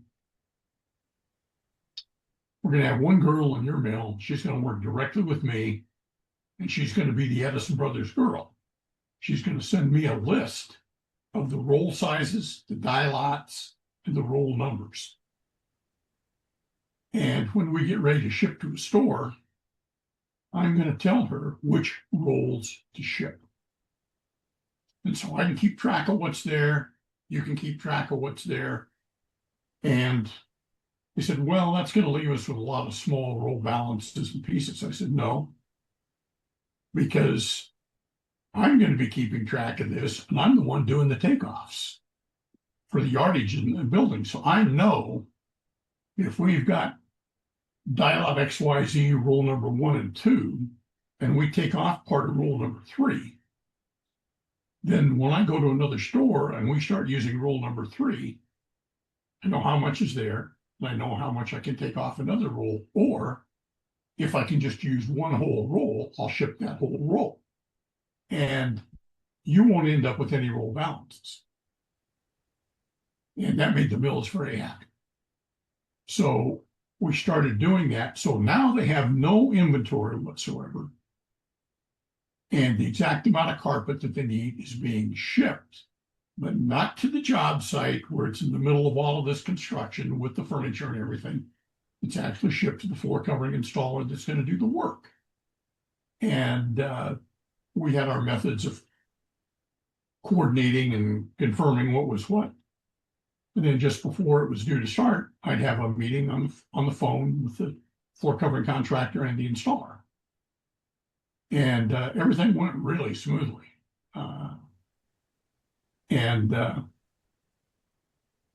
It was kind of funny. We did their work for about 16 years. But what made them really happy was they'd been paying a lot of money for freight of the carpet to St. Louis. Well, now they're just paying freight a lot less per square yard to basically the job site. And we got to looking at the materials they had in the warehouse. And we brought in a cutting machine and we measured all the rolls so we knew exactly how much carpet we had. And then I went back and I tagged all of these rolls. And we took off of the end of each roll, we would take a 2 by 12 piece and cut it into small chain sets. And I knew a lot of people throughout the country that dealt in off goods and closeouts and things like that. So we sent them a box with these chain sets in them, with each one of the products, what the product was, and what we wanted per square yard for them. And some of these things, like I say, were $20 a yard. And we only wanted $2.50, $3 a yard for it. Now, these guys, of course, are professional hagglers, so they always wanted to negotiate price. Well, within 6 months, we turned that pile of carpet into $1.5 million cash. And now they got no carpet. There's no carpet being sitting there, and they don't have any inventory. And so they were happy about the $1.5 million, but we were also able, because they didn't really know how to buy floor covering. When I first met with them, you know, we were doing Fashion Conspiracy work only. And then they purchased Fashion Conspiracy. So we kind of came along as part of the package. So we go back to St. Louis and we're talking back and forth and said, we don't understand how you can do this so much cheaper and more efficiently. Well, and I said, because you know the rag business, you know the shoe business. I know the flooring business. I speak a different language than you do. And I understand the mechanics of not only the manufacturing end of it, but the installation end and the contracting end. And so I can put little pieces together that you guys don't even know exist. And so he said, well, is there any way we might be able to do more than just fashion conspiracy? And I said, well, yeah, I mean, we can do the same thing as far as figuring square footages and yardage and everything else. And then we can do that same process. It's just a matter of acquiring materials. So let me see, why don't you give me the list of every active product that you have and the price that you're paying for it. FOB the mill. And then how much is it costing you to ship it here to St. Louis? And so they did and went back, and we didn't have to do a lot of research on our end because at that time I was working for a company called Contract Distributors Corporation, which was the largest commercial floor covering contractor in the United States. So I started comparing my prices, daily prices, with what they're being charged by the manufacturers. The manufacturers were taking advantage of their ignorance and the fact that they were a very large company and they made it simple for them. You order 5,000 yards, we'll ship it to St. Louis, then it's your problem. But for that privilege, we're going to charge you a little bit more than we would a normal commercial customer. And so we took their list, wrote down their prices, took our list, wrote down the price that we would sell, that we could get the price for them. We wouldn't buy it. They would buy it. We would talk to the mill and convert our price to their price. And just in pricing alone, we saved them about 8% on average. And yeah, the mills were really abusing them. They were really taking advantage. And so between freight, difference of costs, and everything else, in the first 18 months, we saved them over $1 million in purchasing costs. And so we continued to do that work, and now we're doing all of their stores. And I actually had to hire one guy just to do the takeoffs. And so then about 5 or 6 years later, Edison Brothers, the two brothers, sold the company to 5 guys from Horton School of Business. And which, yeah, it depends on who you talk to, may be recognized as supposedly one of the best business schools in the entire world, especially in this country. And these 5 guys come in, took it over. And I went in and I met with them and just introduced myself and everything. And after about 4 or 5 months, I noticed all of a sudden stores that we were supposed to be working on either weren't coming on board or we weren't being contacted with floor plans. And so I called them and they said, well, we think we found a little bit better way to do it. And I said, are you really sure? Have you thought this thing through? And they said, yeah. So I said, well, I'd like to fly back to St. Louis. Let's meet and let's talk about this. And this is one of these things where you can't fix stupid, except I was the stupid one. I didn't see the reason behind the purchase of Edison Brothers. These guys weren't a bit interested in operating this company and making a profit. That was back in the day when you bought these big companies, you split them up and you spun them off. And flooring and shoe retailers were the perfect things to do that with. And so within 2 years, they'd sold every one of the divisions. Edison Brothers basically was done, didn't exist any longer. And I talked to the guy, he says, well, you don't understand. We're going to do what we think is best while we own the company. But he said, you're going to start seeing divisions sold off, sold off, sold off. And he said, it's our goal within 2 years to just this company will evaporate. And I understood what he was doing,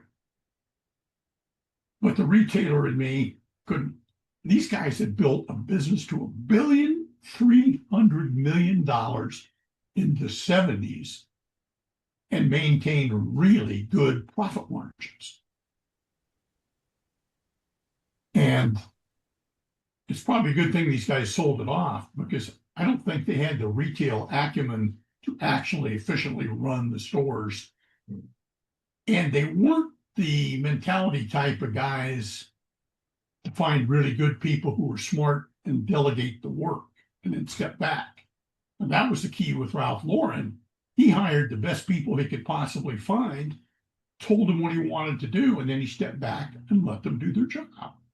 And so, we've had a chance to deal with all of these different things different ways, and that's what's made my job so interesting.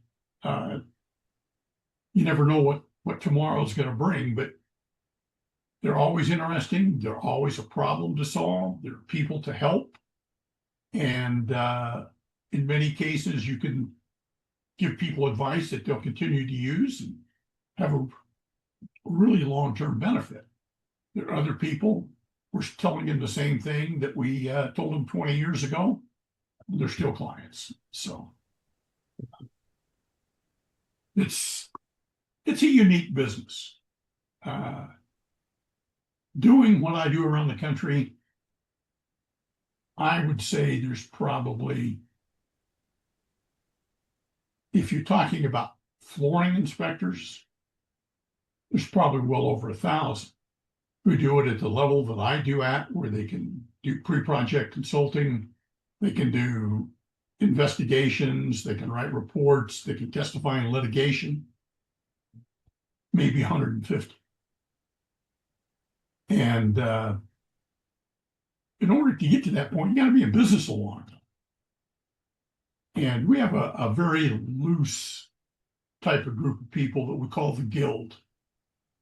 And it's floor covering inspectors like myself, except it's a little unique. In order to be in the Guild, you have to be in business at least 25 years. Mm-hmm. And you have to be recommended by somebody within the Guild, and then you submit a CV and your work history, and they evaluate it. Most of us already know each other and have met each other, know each other personally, because we've been around so long. And then, so once you're in the Guild, then you have access to this brain trust to 20 to 25 people. And so many times I don't bother to do direct product research. I'll contact these people and I'll send out a blast email. I'll say, here's the situation I'm facing. Here's what I've observed. What do you think? Mm-hmm. And you get some very interesting insights. That gives you speed you can get way faster towards the answer. Well, you can get way faster because you're talking with people who've done what you're doing, and they've done it thousands of times.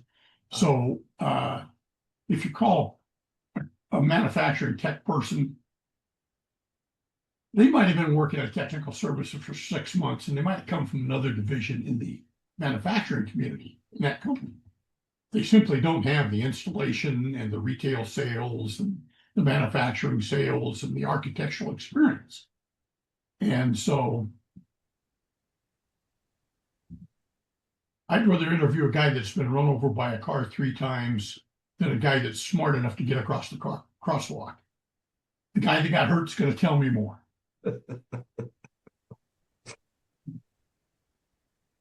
Okay. So when are you going to buy your next floor covering? Before I do, I'm calling you. Well, the answer that you'll get from me is, I have people call me and say, well, who should I buy my floor covering from? I said, you're calling the wrong guy. You want to know who not to buy your floor covering from? Call me, because I only deal with problems. And there's a lot of good flooring contractors out there. Mhm. But it is kind of funny because I get people, well, will you refer me to people all the time? Well, yeah, I can refer you to a floor contractor, but you need to understand, if I give you the name of this flooring contractor, don't call him looking for a deal because he's a friend of mine. Mhm. Because before you call him, I'm going to call him. And I'm going to tell him you're probably going to call and that I don't want any special deals from him for you. What I want is him to help you select products that are going to be workable, feasible. I want you to do the work properly and on time. And I want you to be prepared to stand behind it if there's a problem. And I don't want any arguments about it. And if you do that, you'll get referrals to me. If I have one problem, you'll never get another referral. Yeah. So that's my agreement, but I'm going at it more from the floor covering contractor side than I am the consumer side. Because consumer, their whole thing is wants, needs, and hopes. Floor covering contractor has the reality of this is possible, this can be done, and we can do this, but this is what the cost is going to be. And I'm a firm believer that everybody who does business should make a legitimate profit. And I don't want to see a guy taking a job to get a little money just so he can get on to the next one. Mhm. I want the guy to make enough money so that he can be there when there's a problem. And if they don't make a profit, they can't. And I have no argument for those who sell for less. I just don't buy from I understand. Well, especially here when you can go on premium with quality. them. Yeah. I have found, and this goes all the way back to my retail days, if you use good products, you price them fairly, and you have good salesmen who have product knowledge, who can actually help the consumer in areas other than, oh, this is our favorite color, this is our best seller, this is a product that we sell all the time, but we'll give you a special price just because you're you. BS.